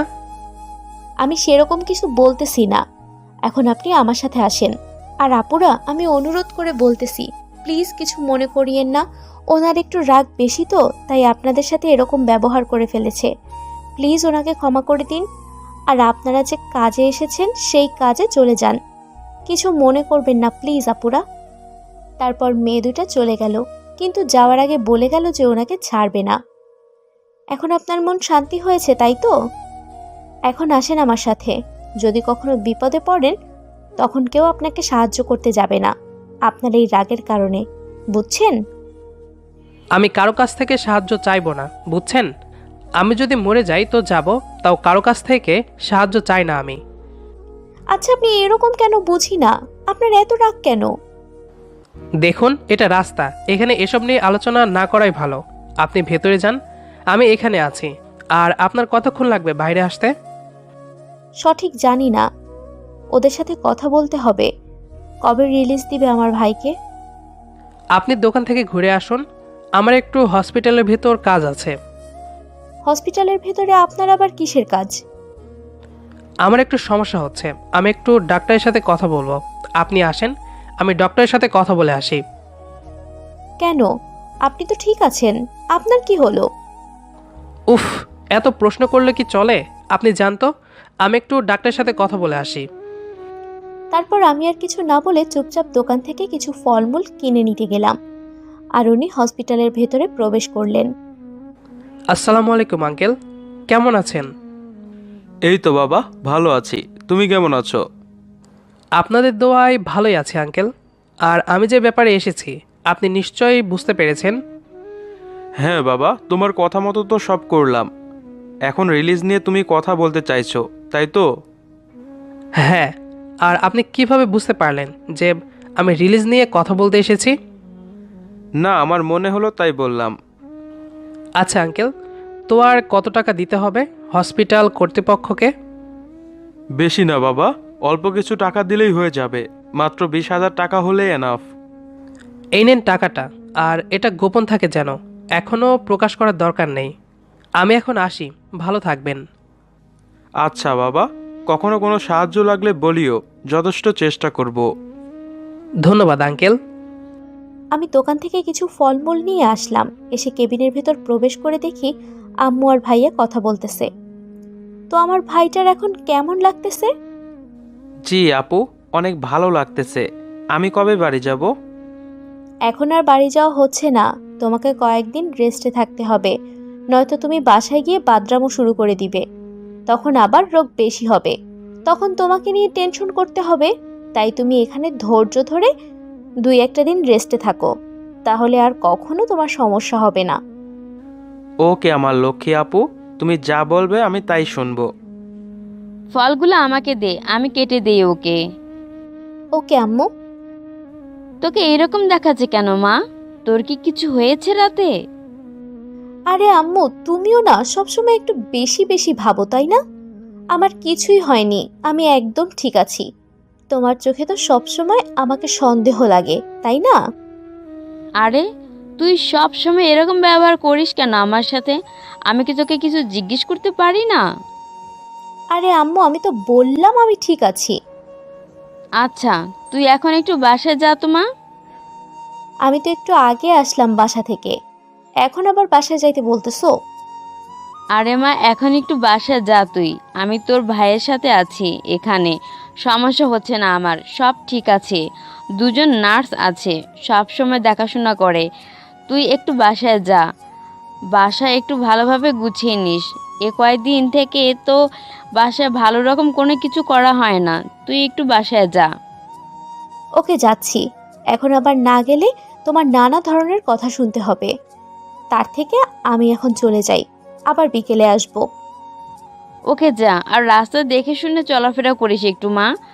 বলা তো যায় না এখানকার বকাটা ছেলে পেলেদের কথা।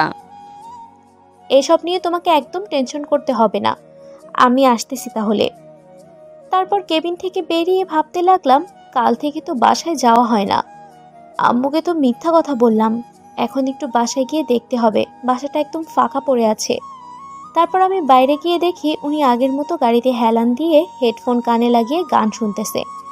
আমাকে বাইরে আসতে দেখে কান থেকে হেডফোন খুলে আমার দিকে এগিয়ে আসলেন। গাড়িতে ওঠেন, আমার বাসায় নিয়ে যান আমাকে। উনি কিছু বললেন না, চুপচাপ গাড়িতে বসে গাড়ি চালাতে লাগলেন, আর আমি ওনার পাশের সিটে বসে বাইরের দৃশ্য দেখতেছি আর উপভোগ করতেছি। আচ্ছা, আপনি তো আমাকে একটি বারের জন্য জিজ্ঞেস করলেন না আমি কেন আপনাকে আমার বাসায় যাইতে বললাম? আমার এখানে প্রশ্ন করা কি আছে? আপনি বাসায় যাইতে চাইতেছেন, আমিও আপনাকে বাসায় নিয়ে যাইতেছি।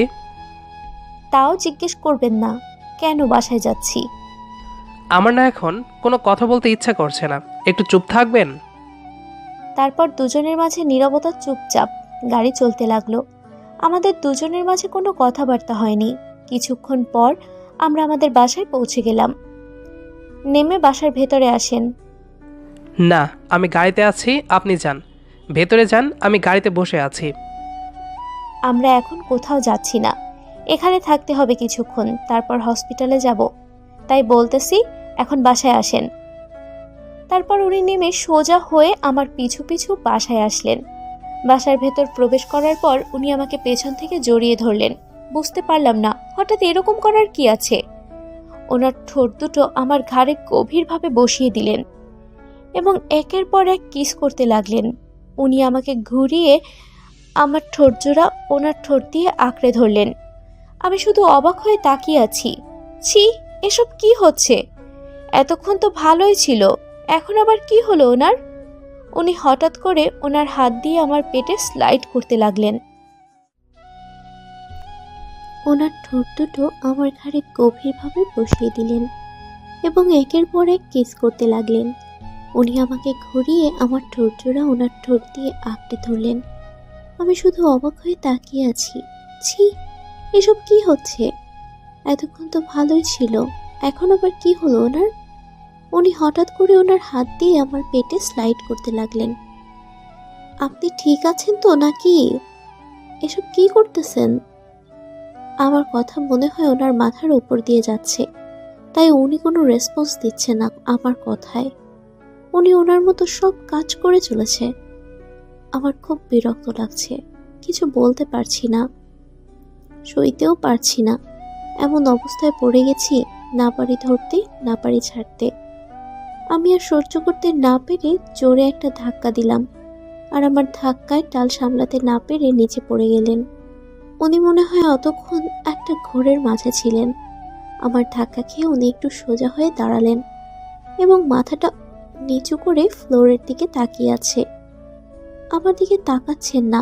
ব্যাপারটা বুঝলাম না, ওনার হয়েছেটা কি? আপনি ঠিক আছেন তো নাকি আপনার কিছু হয়েছে? আমাকে একটু শেয়ার করবেন? হ্যাঁ, আমি একদম ঠিক আছি, আমার কিছু হয়নি। তাহলে হঠাৎ করে এরকম অদ্ভুত কাণ্ড করার কি আছে? আসলে কি আসলে বলতেছেন? আপনার হয়েছেটা কি আমাকে বলবেন একটু? নাকি আমাকে বলা যায় না আপনার কি হয়েছে? আর আমি তো আপনার সম্পর্কে কিছুই জানি না। আজ পর্যন্ত শুধু আপনার নামটা জানি, আর কিছুই না। সময় হলে সব জানতে পারবেন। এখন কি করতে এসেছেন সেই কাজগুলো তাড়াতাড়ি করে নিন। আপনাকে আমি কোনোদিনও বুঝতে পারবো না। আমি বুঝে গেছি যে আপনি কখন কি করবেন সেটা আমার ধারণার বাইরে থাকবে। আপনাকে বোঝা বড় দায়। আরে সেরকম কিছু না। এখন বলুন, আমাকে কিছু হেল্প করতে হবে? করতে হলে করি, না হলে আমি গাড়িতে গিয়ে বসে থাকি। পা ভেঙে হাতে ধরিয়ে দেব এক পা এখান থেকে নড়লে। আমি কি আপনাকে বলতেছি যে আপনাকে আমাকে সাহায্য করতে হবে না? আপনি গাড়িতে গিয়ে বসে থাকেন। এত গাড়ি গাড়ি করেন কেন? গাড়িতে কি আপনার বউ আছে নাকি, যে গাড়ি ছাড়া আপনার কিছু ভালো লাগে না? আরে এসব কি বলতেছেন? আপনার কি মাথা গেছে নাকি? গাড়িতে বউ থাকবে মানে? তাহলে গাড়ি কি আপনার চড়ে নিয়ে যাবে, যে গাড়িকে সবসময় চোখে চোখে রাখতে হবে? আপনার কোটি কোটি টাকা দামের গাড়ি হারিয়ে গেল আর কিনতে পারবেন না, তাই তো? নাকি আমাদের গরিব ঘরে আপনার মন টিকছে না? আচ্ছা, তাহলে গাড়িতে গিয়ে বসে থাকেন। আপনি না সবসময় বেশি বুঝেন, যার ফলে আমার রাগটাই আমি কন্ট্রোল করতে পারি না, বুঝছেন? আপনার রাগ ধুয়ে আপনি পানি খান। আপনার রাগকে আর আমি ভয় পাই না, বুঝেছেন মিস্টার? এখন আপনি আমাকে হেল্প করবেন। আমি যেটা বলবো সেটাই করতে হবে, নয়তো পা ভেঙে হাতে ধরিয়ে দেব। এসব কি কথাবার্তা হচ্ছে? আমার কিন্তু আমাকে একটু আদর করতে ইচ্ছে করতেছে, করেন। এই যে আমি আপনার সামনে এগিয়ে আসলাম, নেন, যেটা ইচ্ছে করে নেন। উফ, আচ্ছা সব বাদ দেন। এখন বলেন কি করতে এখানে এসেছি আমরা? কালকে রাতে চোর ঢুকেছিল কিনা তাই একটু দেখব। আর অনেক দিন থেকে ঘর গোছগাছ করা হয় না। ঘরগুলো একটু গোছগাছ করব, ভালোভাবে পরিষ্কার করব, দেন গোসল করব, তারপর নাস্তা করব, তারপর একটু আড্ডা দেব, তারপর হসপিটালে যাব। চুরে আর কি নিয়ে যাবে বলেন? যদি কিছু নিয়ে গিয়ে তো থাকে তো আমি এনে দিচ্ছি। থাক, আমি ভালো করে জানি আপনার অনেক টাকা আছে। এখন দেখি আমার বাসায় কি কি আছে কি নাই, আর আপনাকে অযথা টাকা খরচ করতে হবে না। আমার টাকা আছে, আমি কিনে আনতে পারবো। আর আমার বাসায় তেমন কোনো দামি জিনিস নাই যেটা চোরে নিয়ে যাবে। এখন আমার সাথে সাথে আসুন, একটু ঘরগুলো দেখি। আচ্ছা, আপনি এরকম কোটামার্কা কথা বলেন কেন সব সময় আমাকে? বুঝি না, একটু ভালোভাবে কথা বলেননি। আমি তো ভালোভাবে কথা বলতে চাই আপনার সাথে। ওরে চোরের মায়ের বড় গলা, আপনার কথায় আমার মাথা ঘুরাইতেছে। উফ, আপনি এসব কি আজব ধরনের কথাবার্তা বলেন না? মাঝে মাঝে আমি কিছুই বুঝতে পারি না। ওকে, আপনাকে কিছুই বুঝতে হবে না। এখন আমার সাথে আসেন, ঘরগুলো গোছাতে হবে। আপনি আমাকে সাহায্য করবেন। বিছানার গুছিয়ে তারপর রুম ঝাড়ু দিতে হবে, তারপর কাপড় চোপড় গুছিয়ে রাখতে হবে। সব কিছুতেই হেল্প করবেন, চলেন। জো আজ্ঞা মহারানী। তারপর ওনাকে সাথে করে একটা রুমে প্রবেশ করলাম। রুমে প্রবেশ করে দেখি সবকিছু আগোছালো হয়ে পড়ে আছে, কোনো কিছু গোছালো নেই। এই যে, আপনি বিছানাটা গোছানো শুরু করে দিন, আর আমি কাপড়গুলো গুছিয়ে রাখি। আমার বলা কথা মতো উনি বিছানায় গোছাতে গেলেন, কিন্তু দেখতে পাচ্ছি উনি ভালো মতো গোছাতে পারছে না। হয়তো কোনোদিন এরকম কাজ করেনি, আজকে প্রথম করতেছে। ওনার কাণ্ড দেখে আমার খুব হাসি হচ্ছে। অনেকবার এটা করতেছে, ওটা করতেছে, কিন্তু গোছাতে পারছে না। শেষমেশ আমার দিকে অসহায় দৃষ্টিতে তাকিয়ে রইল। কি, পারছেন না তাই তো? আপনার দ্বারা কিছুই করা সম্ভব না। শুধু আপনি রাগ করে উল্টাপাল্টা কাজই করতে পারবেন, তাছাড়াও অন্য কোনো কাজ হবে না আপনার দ্বারা। বুঝতে পারছেন এখন আপনি? আরে বাবা, এত ঝাড়ি দেওয়ার কি আছে? আমি তো চেষ্টা করলাম, কিন্তু পারলাম না। আমি তো এত বড় হয়েছি, এখন ওই সব কাজ করিনি। সব কাজ আম্মু করে দেয়, নয়তো বোয়া এসে করে দেয়। সেটাই তো বললাম, আপনাকে দিয়ে আমার কোনো কাজই হবে না, বুঝেছেন? এই যে দেখুন, এইভাবে এইসব কাজ করতে হয়। দেখে দেখে শিখে নিন, ভবিষ্যতে কাজে লাগবে। আপনার যে বউ হয়ে আসবে তাকে একটু সাহায্য করতে পারবেন। আমার ভবিষ্যতে বউ মানে? বুঝলাম না কথাটা।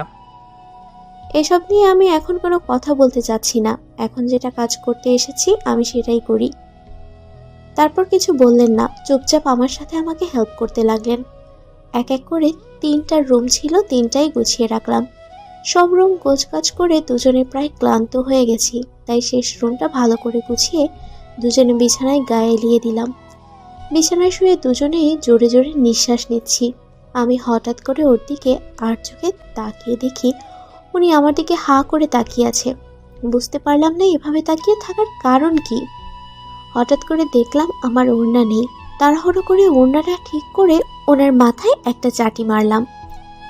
উফ, এটা কি হলো? আমি আপনাকে এত সাহায্য করলাম, তার বদলে অন্য কিছু নয়, মার পেলাম। এটা কিন্তু ঠিক হলো না। আপনি অন্য কিছুর যোগ্য না, শুধু মাইর খাওয়ার যোগ্য। এখন আবার কি করতে হবে? কেন, হাঁপিয়ে গেছেন নাকি? আপনি না পুরুষ, কোনো কাজের না, বুঝতে পারছেন? মানে কি বোঝাতে চাচ্ছেন আপনি? কচু। এই না না, এখন রাগে আবার কিছু করিয়েন না কেন? করলে কি হবে? প্লিজ, না না। তারপর উনি আমার কোনো কথা না শুনে একটা অঘটন ঘটিয়ে ফেললেন। দেখেন, এখন এসব কিছু হচ্ছে না। এখন তাড়াতাড়ি ওঠেন, আর আমি রুমগুলো ঝাড়ু দেব। উফ, সবসময় এত কাজ কাজ কাজ কাজ করলে কি চলবে? না, সারাদিন আপনার সাথে আমি রোম্যান্স করি, তাহলে সুন্দর চলবে, তাই না? আপনি এত আনরোমান্টিক কেন বলেন তো? আমার মতো রোমান্টিক হতে পারেন না? আমার আর খেয়ে দেয়ে কাজ নাই, রোমান্টিক হই আমি। আপনি থাকেন আপনার মতো বেয়াদব। বেয়াদব কথা ভাবলেই জিভে কামড় দিলাম। এটা আমি কি বললাম, ধুর। আচ্ছা যান, তাহলে আপনি আপনার কাজগুলো সেরে আসেন, আমি একটু রেস্ট নেই। আমার কিছু ভালো লাগতেছে না। একা একা শুয়ে থাকলে আরো খারাপ লাগবে। এর থেকে ভালো আপনি আমার সাথে সাথে আসুন, তাহলে দুজনে গল্প করতে করতে কাজগুলো করব। আমার কাজ করতে ভালো লাগবে, আর আপনার খারাপ মনটা ভালো হয়ে যাবে। আমার মন খারাপ, তাতে আপনার সমস্যা কি? আমার মন খারাপ থাক, তাই ভালো। আপনি তো সেটাই চান, আমার মন সারাদিন খারাপ থাক। আমি আপনার সাথে কথা না বলি, বা আমি আপনাকে ডিস্টার্ব না করি। আপনি এটাই তো চান, তাই না? দেখেন, এরকম ছোট বাচ্চাদের মতো বারবার ঝগড়া লাগাবেন না আমার সাথে, প্লিজ। নিজেই ছোট বাচ্চা, আমাকে বলে ছোট বাচ্চা? আমাকে কোন দিক থেকে আপনার ছোট বাচ্চা মনে হয় বলুন তো? তাহলে আমাকে আপনার কোন দিক থেকে ছোট বাচ্চা মনে হয়? উফ, আপনি এত ঝগড়া শিখেছেন কোথা থেকে? আপনার থেকে শিখতেছি, আস্তে আস্তে বুঝতে পারছেন ম্যাডাম। তাহলে আমি আপনার শিক্ষক, তাই তো? তাহলে শিক্ষককে এখন থেকে সম্মান দিয়ে কথা বলবেন, বুঝতে পারতেছেন? আচ্ছা ম্যাডাম, দিবনি, অনেক অনেক সম্মান দেব। এখন চলেন, এরকম ঝগড়া করলে আপনার বাসার কাজ কিছুই হবে না। তারপর অনেক খুনসুটি চলল আমাদের মাঝে। খুনসুটির সাথে সাথে আমাদের কাজও শেষ হয়ে গেল। বাসা একদম পরিষ্কার করে ফেললাম দুজনে। এখন বাঁধলো আর এক ঝামেলা, উনি নাকি টিউবওয়েলে গোসল করতে পারেন না। এখন পড়লাম আমি মহা বিপদে। এত বড় মানুষটি বলে কিভাবে গোসল করতে হয় তা নাকি জানেন না। মনটা চাইতেছে মাথায় তুলে একটা আছাড় দিয়ে মেরে ফেলি, সব ঝামেলা এখান থেকেই শেষ হয়ে যাবে। কিন্তু দুঃখের বিষয়, আমার অতটা শক্তি নেই যে ওনাকে মাথার ওপর তুলে নিচে ফেলে দিব। আচ্ছা, আপনি এত বড় হয়েছেন কিভাবে বলুন তো, আমি একটু শুনি। কি আজব মার্কা প্রশ্ন করতেছেন? আপনি যেভাবে বড় হয়েছেন দিনে দিনে, আমিও ঠিক সেভাবে বড় হয়েছি। তাহলে আমি টিউবওয়েলে গোসল করতে পারলে আপনি পারবেন না কেন? সেটা আমাকে জিজ্ঞেস না করে আমার আম্মুকে জিজ্ঞেস করেন নিজে। মানে? আমার আম্মু কেন আমাকে টিউবওয়েলে গোসল করায়নি? আমি বড় হয়েছি, টিউবওয়েল কোনোদিন গোসল করিনি। ও মোর আল্লাহ, তুমি উপর থেকে দড়ি ফালাও, মুই এখান থেকে উপরে উঠা যাই। তারপর অনেক কষ্ট করে বালতিতে পানি তুলে ওনাকে গোসল করিয়ে দিলাম। আমি এই প্রথম কোনো পুরুষ মানুষকে গোসল করিয়ে দিলাম। লজ্জা লজ্জা লাগতেছিল, কিন্তু কিছু করার নাই, লজ্জার মাথা খেয়ে গোসলটা করিয়ে দিলাম। এই যে আপনার গোসল করানো শেষ, এখন আপনি রুমে গিয়ে আপনার জামা কাপড়গুলো পরে নিন, আমি এখন গোসল করব। এটা আবার কেমন কথা? আপনি আমার গোসল করানো দেখলেন, আমি আপনার গোসল করা দেখব না, এটা কেমন কথা? কি? এত চিৎকার করা কি আছে? আমি তো সাধারণ একটা কথা বললাম, তার জন্য এত রেগে যাওয়ার কি আছে, বা চিৎকার করা কি আছে? আপনার কাছে খুব সাধারণ মনে হচ্ছে, কিন্তু আমার কাছে অনেক কঠিন মনে হচ্ছে, তাই আমি চিৎকার করছি। আর আপনি এখন বাইরে যাবেন, এটাই ফাইনাল। যদি বাইরে না যাই তাহলে? প্লিজ, আমি আপনার পায়ে পড়ি, আপনি এখন বাইরে যান, আমাকে শান্তি মতো গোসল করতে দেন। আমি বাইরে যাচ্ছি না, যেতে পারি, তবে আমার একটা শর্ত আছে। যদি শর্ত পালন করতে পারেন তাহলে বাইরে যাব আমি। উফ, এখন আবার কিসের শর্ত লাগাবেন? আচ্ছা বলেন শুনি, যদি মনের মতো হয় তাহলে মানবো, না হলে আজকে গোসল করব না। আমাকে এখন একটা পাপ্পি দিতে হবে, এবং সেটা ঠোঁটে। না, এটা আমার পক্ষে কখনোই সম্ভব হবে না। এর থেকে আমি গোসল না করে চলেন, বাইরে চলেন। যদি গোসল না করেন তাহলে 5টা পাপ্পি দিতে হবে। কি? জি। এটা কেমন কথা, গোসল করলে একটা, গোসল না করলে 5টা? আজব ধরনের কথাবার্তা বাদ দিয়ে আপনি এখান থেকে চলে যান। আমি কোথাও যাচ্ছি না। এখন যদি রাজি থাকেন তো বলেন কোনটা করবেন, আপনার ইচ্ছা, 1টা না 5টা? উফ, কি মহা ঝামেলায় পড়ে গেলাম রে বাবা। এরকম তেড়া মানুষ আমি জীবনে কখনো দেখিনি। এত কি ভাবতেছেন, কোনটা করবেন? আচ্ছা, এখন পাপ্পি দিব, কিন্তু পাপ্পি পাওয়ার পর আমার দিকে না তাকিয়ে বাইরে চলে যেতে হবে। ওকে। তারপর লজ্জা শরমের মাথা খেয়ে ওনার ঠোঁটের মাঝে আমার ঠোঁট দুটো ঢুকিয়ে দিলাম, এবং কেমন জানি একটা অনুভূতি ফিল হচ্ছে, এর আগে যেটা কখনো ফিল হয়নি, আজকে কেমন জানি হচ্ছে। কিছুক্ষণ পর ঝটপট করে ওনার ঠোঁট থেকে আমার ঠোঁটটা সরিয়ে নিলাম। এমনি এমনি অন্যদিকে ঘুরে তাকালাম, উনি বাইরে চলে গেলেন একটা মুচকি হাসি দিয়ে। তারপর আমি গোসল শেষ করে বাইরে আসলাম। বাইরে এসে দেখি উনি সব কিছু পরে রেডি আছেন, হয়তো এখন যাওয়ার জন্য রেডি হচ্ছে। এ কি, আপনি সব দেখি পরে রেডি হয়েছেন, কোথাও যাচ্ছেন নাকি? কোথাও যাচ্ছেন নাকি মানে? আপনি যাচ্ছেন না? মাত্র গোসল শেষ করলাম, কিছু খাওয়া দাওয়া করি, তারপর একটু রেস্ট নিয়ে তারপর যাব। আজকে বাসায় এখানে খাওয়া দাওয়া হচ্ছে না, আমরা রেস্টুরেন্টে গিয়ে খেয়ে নেব। তাড়াতাড়ি রেডি হয়ে বেরিয়ে আসেন। এই না, টাকা খরচ করার কি দরকার, আমরা তো বাসায় রান্না করে খেতে পারি, তাই না? টাকা খরচ করার কি দরকার নাই? আচ্ছা, আমি যাচ্ছি, খুব তাড়াতাড়ি রেডি হয়ে আসতেছি, আপনি একটু বসেন।